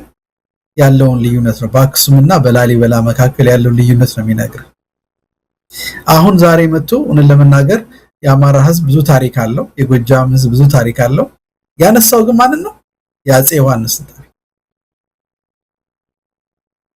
አፄ ዮሐንስ እንን ለመናገር ለኢትዮጵያ ቅናት የነበራቸው ኢትዮጵያን አንድ ለማድረግ የነበራቸው ቅናት የተነሳ ጎጃምም ሌሎች አካባቢዎችም ዘምተው የዛን ጊዜ በነበረው የፖለቲካ ሁኔታ የታወቀ ነው ንጉሠ ነገስቱ አገሩን አቅንቶ አንድ አድርጎ መግዛት ግዴታው ስለሆነ ሁሉም ያደረጉት ዘመቻ ነው ጎጃም ውስጥ ያንን አድርገዋል አዎ ሰዎች ተገለዋል በግፍ የተገደሉ ሰላማዊ ሰዎች ነበሩ ነገር ግን በህዝቦች መካከል ያለውን መልካም ግንኙነት በአማራና በትግራይ መካከል ያለውን የታሪክ የቋንቋ የሃይማኖት ትስስር ሊያወራ አይፈልግም። አፄ ዮሐንስን ያመጣ ለምን? አንደኛ ያው እንዳልኩ የአብይ አህመድ በቃ የስልጣን መሰረት በማህበረሰቦች መካከል ልዩነት መፍጠር ነው። ከዛም ባለፈ ግን አሁን ቅድም እንዳልነው በተለያዩ የፖለቲካሎች መካከል በተለይ በትግራይና በአማራ የፖለቲካሎች መካከል የተፈጠረው አትሊስት ኦፊሻል በሆነ ሁኔታ ኢቭን በኤሊቱ በልሂቃን መካከልም ስታይ አሁን አንዱ ሌላው ላይ የሚያደርገው የፕሮፓጋንዳ ሁኔታ በጣም ቀንሷል። ኔጌቲቭ የሆነው ወይም ደግሞ አሉታዊ የሆነው ሁኔታ ቀንሷል። በፋኖና በትግራይ ኃይሎች መካከል ጦርነት ሊኖር ይፈልጋል ያልሆነ ከዛ ባለፈ እንደውም ትብብር ለማድረግ እየሰሩ እንደሆነ ነው የተገለጸውና ይሄ ነገር አይ ቲንክ ቅዠት የሚሆነው ይመስለኛል። የነበራቸውን የፖለቲካ ካልኩሌሽን ያፈርሰዋል። የአብይ አህመድ የፖለቲካ ካልኩሌሽን የተገነባው ምንድነው? በአማራና በትግራይ መካከል ዘላለማዊ ጥላቻ ስላለ ያኛው ብለኛ በቂ ነው። ሽመልስ አብዲሳ ብዙ ጊዜ ይናገራል። የቤት ስራ ሰጠናቸዋል ነው የሚለው። ከዛ አልፈው እኛ ጋር ይመጡም ነበር ያለ ያፈረሰ። ከዛ በተጨማሪ ደግሞ ከኤርትራም ጋር ተጣልቷል። ኤርትራንም ልክ እንዳንድ የሰሜን ስልጣኔና ሃይማኖት አብሮ ስለሚያዩት በአጠቃላይ ከአማራ ከትግራይና ኤርትራ ማህበረሰብን ካልጠፋ ስልጣናችን አይረጋጋም ብለው ነው የሚያስቡ ሰዎች ስለሆኑ ያ ነገር ስለፈረሰበትና አይ ቲንክ አሁን ከፍተኛ የሆነ ስጋት ስለገቡ አሁን ምናልባት ጎጃም ውስጥ አፄ ዮሐንስ ያደረጉትን ነገር ባነሳ እንደው ትንሽ ልዩነት ፈጥራለሁ ብላ አስቡ ለሆነ ስፓርክ ለማድረግ ማለት ለመጫር የሆነች ነገር ፈልጎ ሊሆን ይችላል፣ ግን አይሆንም። ምክንያቱም በየትኛውም ዘመን ኢትዮጵያ ውስጥ በነበረው የእርስ በርስ ጦርነት ወይም ደግሞ ሁኔታ ኢትዮጵያ ውስጥ ባለፈው 8 ዓመታት ያለቀውን ያህል ህዝብ አልቆ አያውቅም። ኢትዮጵያ በዘመነ መሳፍንት እንኳን በዚህ ደረጃ ተከፋፍላና በዚህ ደረጃ መውጫ መግባት አጣጣ አትሊስት በድሮ ዘመን የነበረው የፖለቲካ ሁኔታ አሁን አማራን ክልል በመታይበት ጊዜ ገበሬው ወይም ደግሞ ሌላ ማህበረሰብ ነው የሚለው እዛ አካባቢ ነው ያደኩት። ጦርነት የሚባለው እኛ አካባቢ አልደረሰም። ሰላም ኖር ነበር ያለ ምንም ስጋት የሚኖርበት ዘመን የነበረው። አሁን ግን የትኛው ኢትዮጵያ ነው ሰላም? የት ነው የምታመልጠው? የት ሄደ ነው የምታመልጠው? አዲስ አበባ ብታይ አዲስ አበባ ብትመጣ እንኳን ኦኬ ለጊዜው ጦርነቱ እዛ አልደረሰም፣ ግን በዛም ዙሪያ ኦነግ እንቅስቃሴ እያደረገን ያለው ፋኖም እንቅስቃሴ እያደረገን ያለው ይሄም ነገር ገፍቶ መምጣቱ አይቀርም። ለጊዜው እንኳን እዛ ብትሆን ግን ያለው የፖለቲካ ሁኔታ የኑሮ ውድነቱ ምልህ ዘረኝነቱ በሙሉ አስመርሮት ያለበት ሁኔታ ነው ያለው እና አላደለ እንትን የሚባለው ነገር ነው ምልህ ያንዳንዴ ምንድነው ያንዳንድ የሞኝ ዘፈን አይነት ነው እና ያችኑ ያው የሚያቃትን ምልህ የአእምሮም መቀንጨርም ስላለበት ያችኑ የሚያቃትን ፕሮፓጋንዳ ነው ያስመሰለ። አሁን ስለ አንድን አብይ አህመድ ስለ አንድነት ካወራ ስለ ልዩነትና ስለ ጥላቻ ነው የሚያወራው እና ቴዲ እንደሚለው አብይ አህመድን የሚናገረውን ነገር በተቃራኒው ነው ማሰብ ያለብን። አብይ አህመድ ስለ ሰላም ካወራ ጦርነት አለ ማለት ነው። አብይ አህመድ ስለ ፍቅር ሳወራ ጥላቻ ማውራቱ ነው። አብይ አህመድ ስለ አንድነት ካወራ ልዩነትን እና አሁን በሱ ቤት ስለ አማራ ህዝብ ሁኔታ ሲናገር ወይም ስለ አፄ ዮሐንስ ታሪክ ምናምን ያነሳ መስሎ ሲናገር ምን እያደረገ ነው ማለት ነው? የጥላቻ ዘሩን እየዘራ ነው ያለው። የጎጃምን ህዝብ ደብረ ማርቆስ መጥቶ አማራ እኮ አይደለም ቅይጥ ነው እያለው እኮ ነው። ስለዚህ እናንተ አካባቢ ያሉት አማራ እያሉ የሚታገሉ ሰዎች በሙሉ አማራ እኮ አይደለም እያለ እኮ ነው ያለው። እንደውም የኦሮሞ አካል እንደሆነ ነው እኔ ግምት የገለጸው ብዬ ማሰበውና በርግጥ ማህበረሰቡን በዚህ ደረጃ እያሳወቀን መሄድ ይኖርብናል። ግን እኔ አሁን በአብዛኛው ሰው ኑሮውን አንኳኩቷል። እኔ በተለያየ መልኩ ሰዎችን አገኛለሁኝ የፖለቲካ ምንም አይነት የፖለቲካ ፍላጎት የሌላቸው ሰዎች እንደውም እኛንም ከጥቂት ዓመት በፊት ይቃወሙ የነበሩ ሰዎች ይሄን ሰውዬ ምን አድርግ ነው የምትሉት ለምን ጊዜ አሰጡትም የሚሉ ሰዎች አሁን በሙሉ መሯቸው። መግቢያ መውጫ ያጣ እኔ ህብረተሰብ እንዳለ ነው ማቀው ከነሱ ዙሪያ ከተሰባሰበው በጥቅም ከዚህ በግልጽግና ደሴት ከሚኖሩ ማህበረሰብ ውጭ ያለው ማለት ነውና እውነት ለመናገር መወያየታችን ጥሩ ነው። እንዲህ አይነት የአብይ አህመድን ተንኮልና ጥላቻ በተለያየ መልኩ እያሳወቅን መቀጠል ይኖርብናል። ነገር ግን አሁን ባለው በአማራ ሁኔታ ሪያሊቲ በምታይበት ጊዜ በግል ተናግሯል። እሱ አማራ ያው ሽፍታ አማራ አለ እዛው አካባቢ ሽፍቶች አሉ ሪኮግኒሽን መስጠቱ ነው። ሽፍታ ማን እንደሆነ ይታወቃል። በሱ ቤት እንግዲህ የአማራ ፋኖ የፖለቲካ ጥያቄ የለው ፖለቲካዊ ጥያቄ የሌለው ተራ ሽፍታ ሆኖ ነው የቀረበው። ግን ማን ነው አሁን ፋኖን የፖለቲካ ኃይል ሳይሆን ተራ ሽፍታ ነው ብሎ የሚያየው ማን ነው? አብዛኛውን የአማራ ክልል እያስተዳደረ ያለው ማን ነው? በሰላም ማህበረሰቡ ወጥቶ እንዲገባ በተለያየ መልኩ የራሳቸውን አስተዳደራዊ መዋቅር ዘርግተው እያስተዳደሩ ያሉት ማን ነው? ለምሳሌ ባለፈው እንደምታየው በምርጫ ሰሞን የትራንስፖርት ማዕቀብ አድርገው አንዲት ነገር አማራ ክልል ውስጥ እንቅስቃሴ እንዳይኖሩ ያደረገው ማን ነው? ልክ መጽሐፍ ቅዱስ ላይ እንደሚለው ነው። ሳኦል የሚባለው ንጉስ ነበረ። እሱ ስልጣን ላይ ቁጭ ብሏል ለስሙ። ነገር ግን ህዝቡን ያወጣና ያገባ የነበረው ግን ዳዊት ነበር። ልክ ታየው ነገር ነው ያለው ኢትዮጵያ ውስጥና ይሄንን ሁኔታ አይቶ ምልህ ምንም በተለይ ደግሞ በእውነት የአማራ ማህበረሰብ በከፍተኛ ደረጃ ንቃተ ህሊናው ጨምሯል። እውነት ለመናገር እኔ ራሱ ከምገምተውና ከማስበው በላይ ንቃተ ህሊናው የጨመረ ማህበረሰብ እየተፈጠረ ነው ያለውና ብዙም እንትን አይኖረውም። ይልቅ ምናልባት እንግዲህ ወደ መጨረሻ ምንናገር ይመስለኝ ምንድነው እንግዲህ ምን መሆን አለበት የሚለው ነው። ምናልባት ከዚህ ባለፈ ስልጡ የትግሉን ጊዜ ያሳጥሮ እንዴት አድርገን ነው የኢትዮጵያን ህዝብ ከዚህ አርመን ያገዛዝ የምንገላግለው የሚለው ካለን በስተቀር አሁን ሆነ ለመናገር ማህበረሰቡ እያሰበ ያለው ለውጥ እንዴት ይመጣል ወይም ደግሞ ይመጣል ወይ ሳይሆን መቼ ነው ለውጡ መቼ ነው ያ እንዲፈጥን ይፈልጋል። ብዙ ጊዜ በተለያየ መልኩ ጥያቄ በተለያየ መልኩ ማህበረሰቡ በሜሴንጀር በተለያየ በማህበራዊ ሚዲያ መልእክቶች ሲልኩል የምታየው ነገር ይሄ ነው።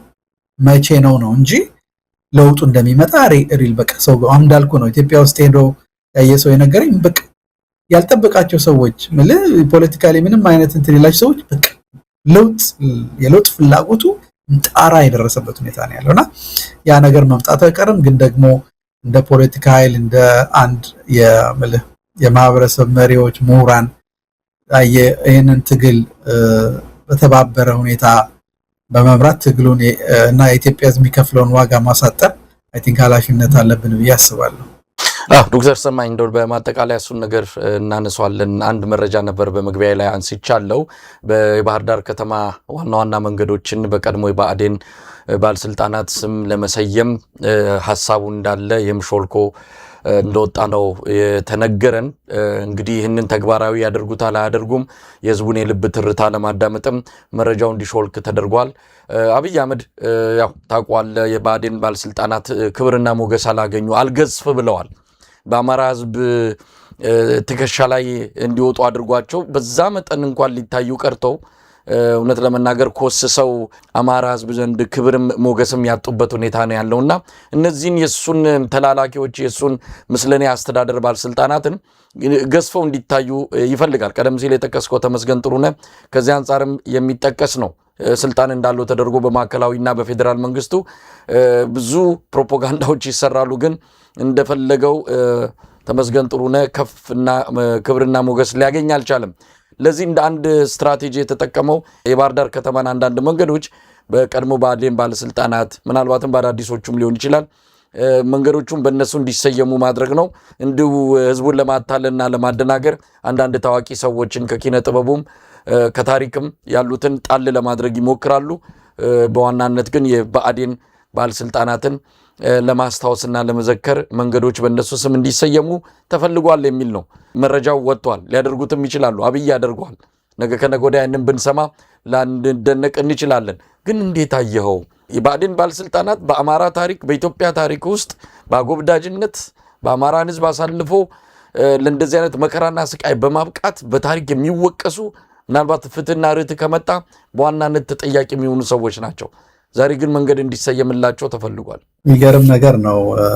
እንደው አንደኛው ምን መሰለ በቃ የፕሮፓጋንዳ ደግሞ ያሳሰብ ድርቀታቸውን የሚያሳይ ነገር ነው አይደለ? ባዶነታቸውን የሚያሳይ ነገር ነው። በቃ የጭንቀት ውጤት ካልሆነ በስተቀር ወለ ለምናገር ያው የተለየ የሚያመጣው ለውጥ የለም። በርግጥ እነሱ የሚያስባቸው ትኖች አሉ ሐሳቦች አሉ። ምንድነው እንደምታስታውሰው የዚህ በተለይ ዶክተር አምባቸው መሳሰሉ የዚህ ባዴን መሪዎች የተገደሉበትን ሁኔታ አብይ አህመድ ለራሱ የፖለቲካ መለያየት ልዩነት ይጠቀምበታል። ብዙ ጊዜ እንደምታውቀው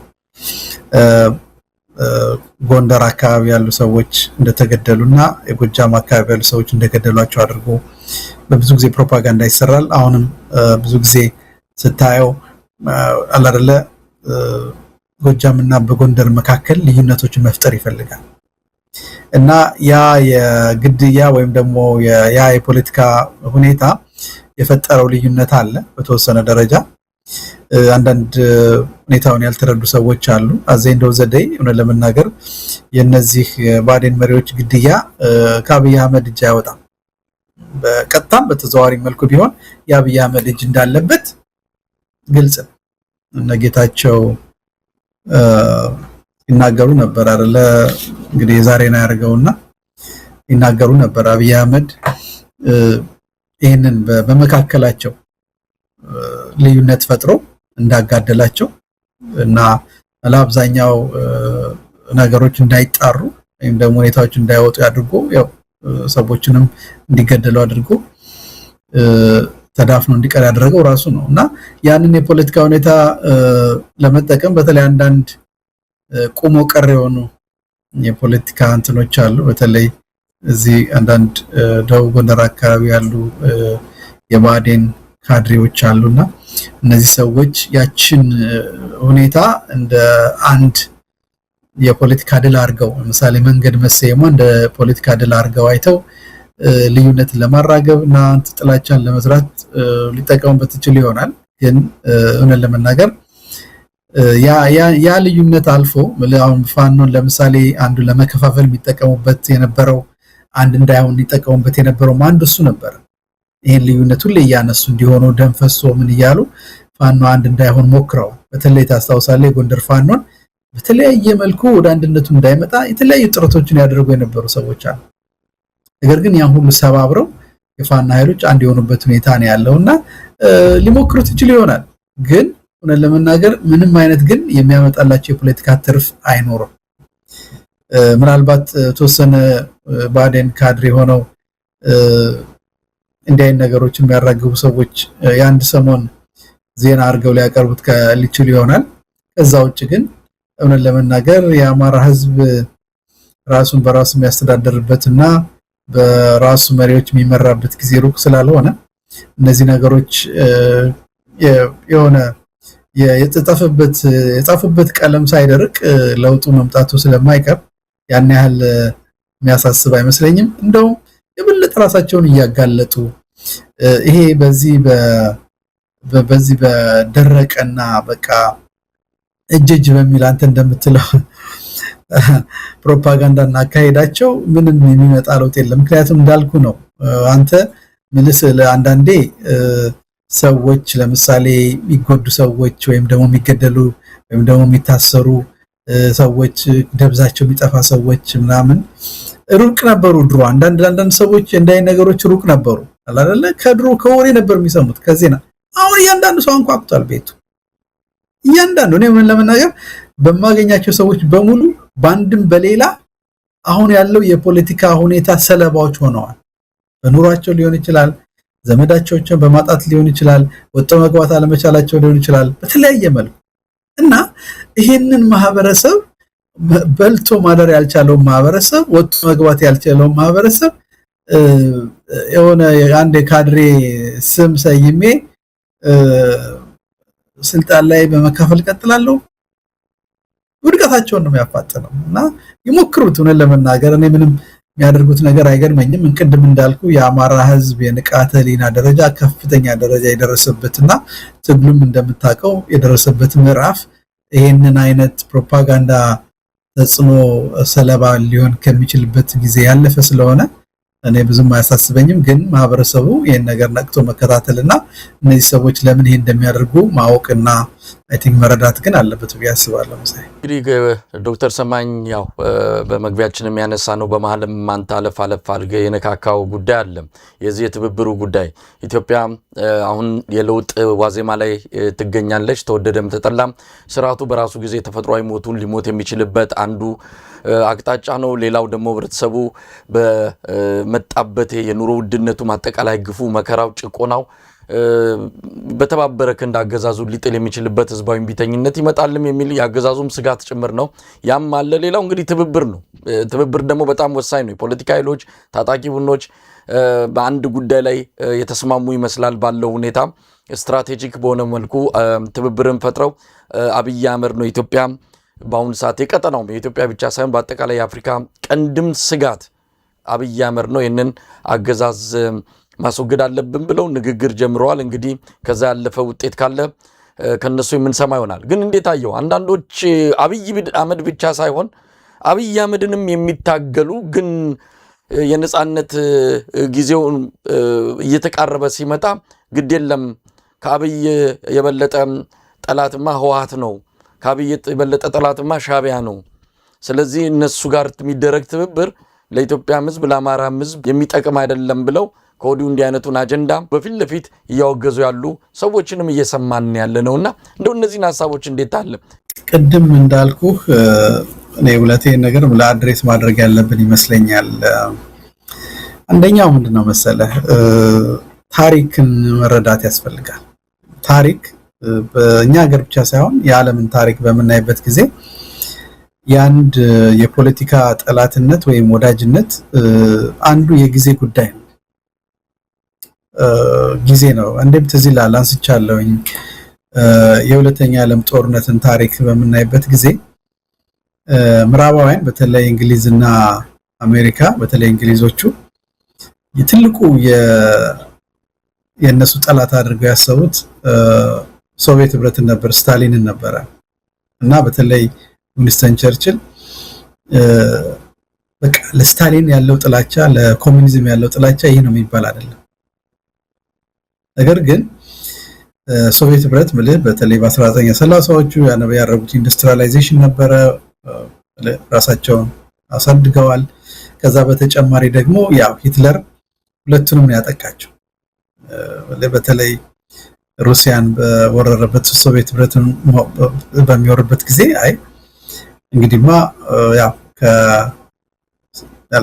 ቸርችል እና ስታሊን አንድ ሆነው መስራት ነው የጀመሩት። የፖለቲካ ልዩነት አላቸው ግን ሁኔታዎች ግን ተቀይረዋል። የተቀየሩት ምንድነው?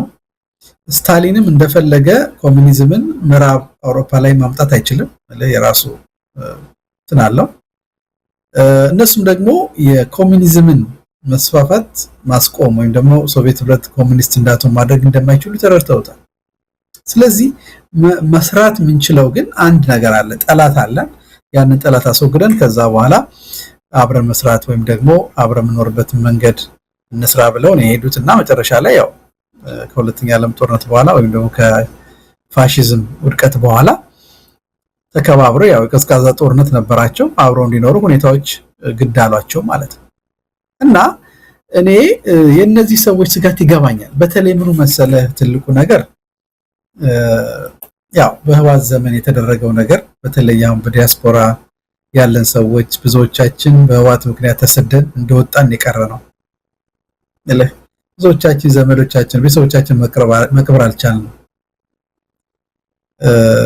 እና ያ ነገር ለማገር ፐርሰናልም ነው ለብዙ ሰዎች አንደርስታንድ አደርገዋለሁ፣ ቀላል እኔም በራሴ ስለማቀው ማለት ነው። ነገር ግን ሀገርና ማህበረሰብን ግን ከዛ በሰፋ መልኩ ማየት ያስፈልጋል ብዬ አስባለሁ። አንዱና ትልቁ አይ ቲንክ እነዚህ ሰዎች መረዳት ያለባቸው ምንድነው መሰለህ? እንደያ ስለ ህወሓት ያላቸው ግምት ነው። ህወሓት በጊዜው በነበረው የፖለቲካ ሞኖፖሊ የመሳሪያም የወታደርም የፖለቲካም የሁሉም ነገር የበላይነት ስለነበረው የአማራን ህዝብም ሌላውን ኢትዮጵያዊም በቁጥጥር ስር አድርጎ ረጅም ጊዜ መግዛት ችሏል። አሁን ህወሓት የለም፣ ወደድንም ጠላንም አሁን ያው በጣም ተከፋፍለዋል። ብዙ ችግሮች ያሉበት ሁኔታ ነው ያለው። እና ያ ህወሓት ተመልሶ መጥቶ አሁን የአማራን ህዝብ ተመልሶ ጭቆና ውስጥ ያደርሰዋል ወይም በኤርትራም ያለው ሁኔታን ያመጣል የሚለው ነገር አንደኛ የአማራን ወይም ደግሞ የፋኖን ትግል መናቅ ነው። እውነት ለመናገር አሁን ካለው ሁኔታ አኳያ እኮ የበለጠ የተደራጀ ኃይል አለ። አሁን ምናልባት የተለያዩ የራሱ የዲፕሎማቲክ ስራዎች ይጠይቃሉ የፋኖን ስራ ለዓለም የማሳወቅ ሁኔታ ካልሆነ በስተቀር እና ህወሓት የተሻለ ዲፕሎማሲያዊ ዕውቅና በዓለም አቀፍ ማህበረሰብ መኖሩ ብቻ ነው ልዩነቱ ለኔ የሚገባኝ። መሬት ላይ ያለው ሁኔታ ግን ተቀይሯል እና አሁን በዚህ በተቀየረ ሁኔታ ከህወሓት ጋራ ተሰርቶ አብይ አህመድ መጣል የሚቻልበት ሁኔታ ከተፈጠረ የአማራ ህዝብ ተመልሶ የህወሓት ባሪያ ይሆናል የሚል ስጋት አለ ማለት ነው። አሁን እንዴት ይሄ ሊኖር ይችላል? አይኖርም፣ ሊሆንም አይችልም። አንዱ ይሄ ነው የኃይል ሚዛን ምልህ አዘንዶ ዘደይ ለፖለቲካ የኃይል ጉዳይ ማይት ኢዝ ራይት ነው የሚባለው። ኃይል ከሌለ ጉልበት ከሌለ ያረጉት ይችላል። አሁን ግን ያ ተቀይሯል። የኃይል ባላንሱ ተቀይሯል። ማንም ሊሆን ይችላል፣ የኦሮሞም ኃይል ሊሆን ይችላል፣ የትግራይም ሊሆን ይችላል፣ ኤርትራም ሊሆን ይችላል። ከዚህ በኋላ የአማራን ህዝብ ጥያቄ ሳይመልስ እንደፈለገው የአማራን ህዝብ ደፍጥጬ እገዛለሁ ወይም ደግሞ ስልጣን ላይ ቆያለሁ የሚል ማንም ከዚህ በኋላ አይችልም። ተቀይሯል ያ ሁኔታ። አንዱ ይሄ ነው መረዳት ያለበት። ሌላው ደግሞ ብዙ ትምህርት አይ ቲንክ ያገኘን ይመስለኛል። ብዙ ጊዜ ቲፒኤልኤፍ ምልህ የተከተሉት የፖለቲካ አስተሳሰብ ከትግራይ ህዝብ ታሪክ ባዕድ ነው። ባዕድ ፖለቲካ ነው የተከተሉት። በጣም ከፍተኛ ፈሪሃ እግዚአብሔር ያለውን ሃይማኖተኛ የሆነ የትግራይ ህዝብ ኮሙኒዝም ውስጥ በማስገባት እምነቱን በማራከስ ከማንም በላይ የሃይማኖት የቋንቋ የባህል ትስስር ያለውን አንድ ህዝብ የአማራን ህዝብ ጠላትነት በማድረግ የሄዱበት መንገድ ሆነ ለመናገር ብዙ አካነሱን ማስከፍሏል ወይም ደግሞ ማህበረሰቡን ማስከፍሏል እና አሁን ያንን ይቀጥላሉ ብዬ አላስብም። አይ ቲንክ ትምህርቶችን ወስደዋል። ከዚህ በኋላ ያለውቸውን የፖለቲካ ልዩነቶች በድርድር ለመፍታት ካልሆነ በስተቀር አሁንም ከአማራ ህዝብ ጋራ በጦርነት ውስጥ እየተጋባን እንኖራለን ካሉ ምንድነው የሚሆነው መሰለ? ሁለቱ ማህበረሰብ በኦህዴድ ብልጽግና ለመጥፋት ራሱን ማዘጋጀት ነው የሚሆነው፣ ኤርትራንም ጨምሮ ማለት ነው። እና እነዚህ የፖለቲካ ኃይሎች ትምህርት ወስደዋል። ይሄንን ነገር ደግሞ በተግባር እንዲቀይሩት የተሻለ ሆነ ለመናገር እንዲያደርጉ የምንፈልጋቸው ነገሮች አሉ። እኔ ለመናገር አሁን ህወሓት ለምሳሌ በዚህ በነበረው 30 ዓመት ነበረው ስልጣን ላይ የነበረው ሁኔታ በአማራ ህዝብ ለተፈጸመ ሁኔታ ዕውቅና ቢሰጥ፣ ለአማራ ህዝብ ላይ በደል ደርሷል ተሳስተን ነበረ ቢል፣ ይሄ የብዙዎችን ልብ የሚመልስ ነው። ቢሆን ደስ ይለኛል። ደግሞ አንድ ቀንም ይሆናል ብዬ አስባለሁኝና እንዲህ አይነት ነገሮች ለውጦች እንዳሉ ማሰብ መቻል አለብን። እና ከአብይ አህመድ የከፋ ጠላት የለም ካለን አብይ አህመድን ለመጣል የሚያስችል ማንኛውንም ሁኔታ መደገፍ መቻል አለብን። ያ ደግሞ እንደው ዝም ብሎ የጠላት ወዳጅ ነው በሚለው ፍልስፍና ሳይሆን መጪውም የፖለቲካ ለውጥ መሰረት የያዘ የማህበረሰቡን ጥያቄዎች የሚመልስ የህብረተሰቡን ስጋት የሚያስወግድ እንዲሆን ያስችለዋል። እና እኔ አሁንም በሆነ ምን ለመናገር ምርጫ ያለን አይመስለኝም። አብይ አህመድ ስልጣን ላይ ሊቀጥል የሚችለውና የኢትዮጵያ ግፍ ሊቀጥል የሚችለው በእነዚህ ኃይሎች መካከል ያለው ልዩነትና ጥላቻ እንዲቀጥል ከፈቀድን ነው። ይሄ ለአብይ አህመድ ማገዝ ነው። እነዚህ ሰዎች ለኤርትራ ወይም ለቲፒኤልኤፍ ያላቸው ፊሊንግን እረዳዋለሁ፣ እኔም አለኝ የሚሉት ስሜቱ ግን ስሜታችን አይደለም ገዢ መሆን ያለበት። ከስሜት ባለፈ ዘለቄታዊ የሆነ ለውጥና ለማህበረሰቡ ምንድነው የተሻለው ብለን ማሰብ መቻል አለብን እንጂ ከደረሰው ሁኔታ አኳያ ያንዳንዳችን የራሳችን እንትን አለ። እውነት ለመናገር ግን ፖለቲካ እንደዛ አይሰራም።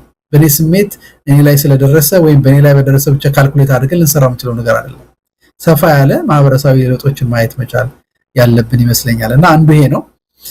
ሌላው እንግዲህ ፋኖ እውነት ለመናገር በጣም ደስተኛ የሆንኩበት ነገር ፋኖ አንድ መሆን ነው። እንደ ድሮ በየጉራንጉሩ የፋኖ መሪ ነኝ እያለ የሚፎክረው በሙሉ አይችልም። ለምን አንድ ድርጅት ተፈጥሯል። ከዚህ በኋላ ከፋኖ ጋር ልዩነት ያላቸው ካሉ ወይ ልዩነታቸውን መፍታት ይገባቸዋል። ካልሆነም ደግሞ ወደ ብልጽግና እጅ መስጠት ነው ያላቸው አማራጭ። አይ ቲንክ ይሄ መሆኑ ደስ ብሎኛል። ይሄ በየጉራንጉሩ ምናምን ቀረ። እሱ ትልቅ መሰረት የተጣለ ይመስለኛል። ነገር ግን በአንዳንድ ነገሮች ከዛ በበለጠ ፍጥነት ይሄዳል ብዬ የገመትኳቸው ነገሮች አልተካሄዱም። ለምሳሌ እኔ አንድን የፋኖ አንድነት ትልቁ ለውጥ ያመጣል ብዬ ያሰብኩት በውጭ ግንኙነት በኩል በዚህ በዲፕሎማሲ በኩል የሚደረገው የዲያስፖራን በማደራጀት እና በመምራት ለውጥ ያሳያሉ ብዬ እምነቱ ነበረኝ። ያ ትንሽ ወደኋላ መቅረቱ በጣም የሚያሳዝነኝ ነገር ነው። ምክንያቱም አንዱ አማራ ክልል ውስጥ የሁሉ ጦርነት እየተካሄደ የሁሉ ድል እየተካሄደ ያን ያህል ዓለም አቀፍ እውቅና የሌለው ለምንድን ነው? የዲፕሎማሲ ስራ ስለሌለ ነውና ለዚህ ደግሞ አሁን ችግሩ ምንድን ነው? ትግሉ ላይ ያሉትና የትግሉ መሪዎች መሬት ላይ ያሉ ሰዎች ከመሆናቸው አኳያ አሁን እውነት ለመናገር ዲያስፖራው በሙሉ ከነሱ ጋር ወይም ደግሞ እነሱ አመራር ባልሰጡበት ሁኔታ ተደራጅቶ የሚመራበት ሁኔታ እንደ ድሮ አሁን ከባድ እየሆነ ነው። ድሮ ለምሳሌ ግንቦት ሰባት ወይ ሌሎች እናንተም ለምሳሌ እሳት ላይ ተደራጅታችሁ የምታደርጓቸው ነገሮች ነበሩ። አሁን ግን ትግሉ አነሰም በዛም የትግሉ መሪዎች ሀገር ውስጥ ስላሉ እነሱ እውቅና ያልሰጡትን ነገር ብታደርግ ዞሮ አይ ቲንክ ትግሉ ላይ ውጤታማ መሆን አይቻልም እና ይሄን ደግሞ ከሆነ ደግሞ እነሱ ደግሞ አመራር መስጠት መቻል አለባቸው። የዲፕሎማቲክ መዋቅሩ መዘርጋት አለባቸው። ብዙ ሰዎች አሉ ይሄን ሊሰሩ የሚችሉ። የዲያስፖራ መዋቅርም ማደራጀት ነበረበት። እስካሁን አልተደረገም። አንድ ማምጣት ነበረባቸው። ያን አላደረጉም። አንዱ አይ ቲንክ ይሄ ለውጥ በጣም አስፈላጊ ነው ብዬ አስባለሁኝ። ሌላው እንግዲህ ቅድም ያልናቸው ነገሮች ናቸው። እኛ እንግዲህ ከሌሎች ለምሳሌ ከትግራይም ከኦነግም ወይም ደግሞ ከኤርትራ ጋር ወይም ከትግራይ ማህበረሰብ የአማራ የፖለቲካ ኃይሎች የሚያደርጓቸውን ውይይቶች ግንኙነቶች በዝርዝር ላናቅ እንችላለን። ነገር ግን አንድ ነገር ማለት እንችለው ይመስለኛል። ምንድነው የዚህ የትግሉን ጊዜ በማሳጠር ይህን ማህበረሰብ ረፍትና ፎይታ መስጠት ግዴታ አለባቸው ብዬ አይ ቲንክ አሁንም ማሳሰብ ፈልጋለሁ። ስለዚህ አሁንም እውነት ይሄ ማህበረሰብ እርስ በርስ እየተባላን እየተላለቅን ለአንድ ሀገር ነው ያለን ለዋነሰን በዛም እንግዲህ ያው መኖር አለብን። ተቻችለን መኖር አብረን መኖር አንዳንድ ሀገር መኖር ያለብን ስለሆነ ለዛም ይሆን አዲስ የሆነ የፖለቲካ ግንኙነትና እውነት ለመናገር ልዩነታችንን የሚያቻች ሁኔታ መፍጠርና አይ ቲንክ እንደው የሚፈጠሩ ትብብሮች እንደው አንድ ምዕራፍ ደግሞ ከፍ ብለው ማየት ፈልጋለሁ። ሌላው አይ ቲንክ የሚመስለኝ የቀጠናውን ሁኔታ አይ ቲንክ ኤክስፕሎይት ማድረግ ያስፈልጋል ብዬ አስባለሁ። አሁን ለመናገር አንድ የፖለቲካ ትግል ከውጭ ኃይሎች ጋር ግንኙነት ካላደረገ በስተቀር ወይም ደግሞ እርዳታ ወይም ፖለቲካም የፕሮፓጋንዳ ማለት የዲፕሎማሲም ላይ እርዳታዎች ካላደረገ የራሱ ድክመቶች ይኖሩታል።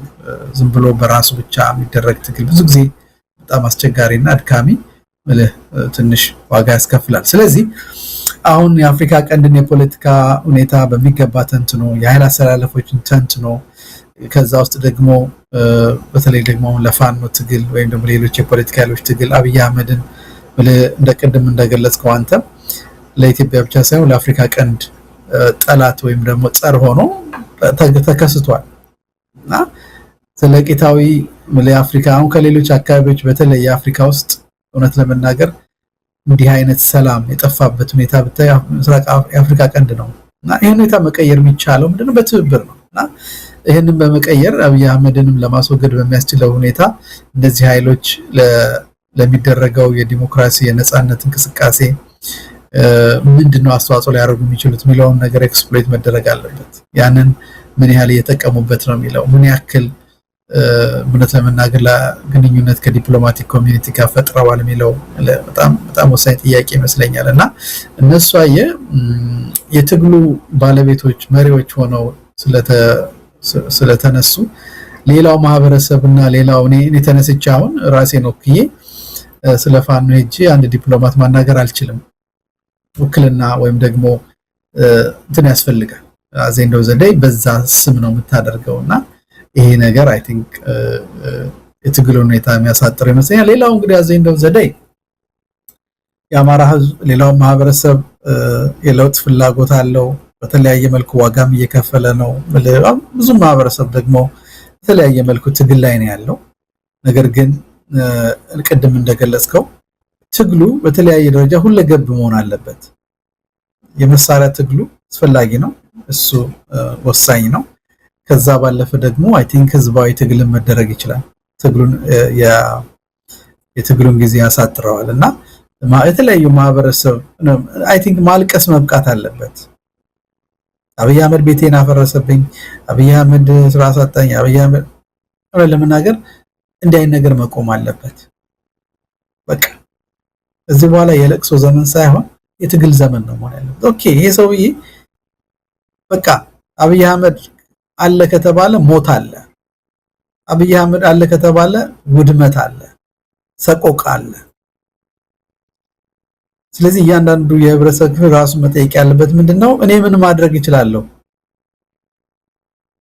መሪም ከሌለ መሪ መሆን አለበት መፍጠር አለበት መደራጀት አለበት በርግጥ ብዙ ሰላዮች አሉ አስፈሪ ነገሮች አሉ ግን ደግሞ አንድ ሁለት ሰው እንኳን ሆነ መደራጀት ይችላል እና ይሄንን ነገር ማድረግ መቻል አለብንና እንዲህ ባሉ እንደዚህ አይነት የተቀናጁ ነገሮች በማድረግ ትግሉን አሁን ካለበት ደግሞ የበለጠ ከፍ በማድረግ ለመናገር ሁኔታዎች በሙሉ ኢኮኖሚው የፖለቲካ ሁኔታው ማህበራዊ ሁኔታው በሙሉ የለውጥ እንትን ላይ ነው ያለነውና ይሄንኑ አጠናክረን እንቀጥል ነው እንግዲህ ጥሪ ያሳይ ዶክተር ሰማኝ በዚህ በትብብሩ ጉዳይ ላይ ራሱን የቻለ አንድ መድረክ ይኖረናል ካንተም ጋር ከሌሎች ባለሙያዎችም ጋር ምክንያቱም ስጋቶች ብሎ የሚያነሷቸው ነገሮች አሉ ትብብሩ በእነዚህ ስጋቶች የታጠሩ ናቸው ብለው ትብብሩን የሚገፉ ወገኖች አሉና እውነት ስጋታቸው ምንድነው ስጋቶቻቸው እንዴት ይለካሉ እንዴት ይታያሉ የሚለውንም እያንዳንዱን ነክሰን የምንወያይበት መድረክ ማዘጋጀት አለብን ምክንያቱም ከዚህ ውጪ አማራጭ የለም ፋኖ ብቻውን ሄዶ ነፃ ማውጣት አቅም ሊኖረው ይችላል ምንም ችግር የለውም ግን ያን መቢያደርግ ለመጫዋ ኢትዮጵያ ጥሩ ነው ወይ አጠቃላይ ለኢትዮጵያ ቀጣዩ ፖለቲካዊ ሆነ ማህበረሰባዊ አንድነት አንድ ኃይል ብቻ ሄዶ ነፃ አውጥቶ መስዋዕትነት ከፍሎ የሚያደርገው እንዲህ አይነት ተጋድሎ መጫዋን ኢትዮጵያ ሊያቆማትና ሊያንጻት የሚችል አይደለም ትብብር በጣም ወሳኝ ነው የብዙ አካላት የሚመለከታቸው ኢትዮጵያ የፖለቲካ ኃይሎች ሁሉ ተሳትፎ ያደረጉበት ለውጥ መምጣት አለበትና ትብብሩ የግድ ነው ምርጫ ያለው ነገር አይደለም ከዚህ አንፃር ብዙ መድረኮች ያስፈልጋሉ ወደፊት እንመጣበታለን በጣም ነው ማመሰግነው ዶክተር ሰማኝ ጋሹ የዓለም አቀፍ ህግና የሰብአዊ መብት መምህር ለነበረን ቆይታ ባንከር ሚዲያ ታዳሚዎች ስም ከልብ ነው አመሰግነው አመሰግናለሁ እኔም መሳይ እንደገና እንገናኛለን በርታ ታንኪዩ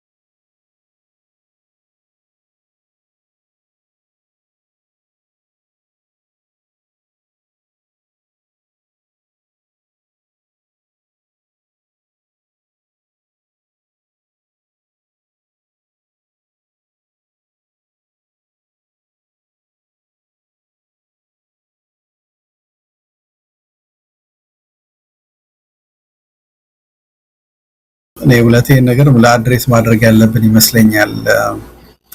አንደኛው ምንድነው መሰለህ ታሪክን መረዳት ያስፈልጋል።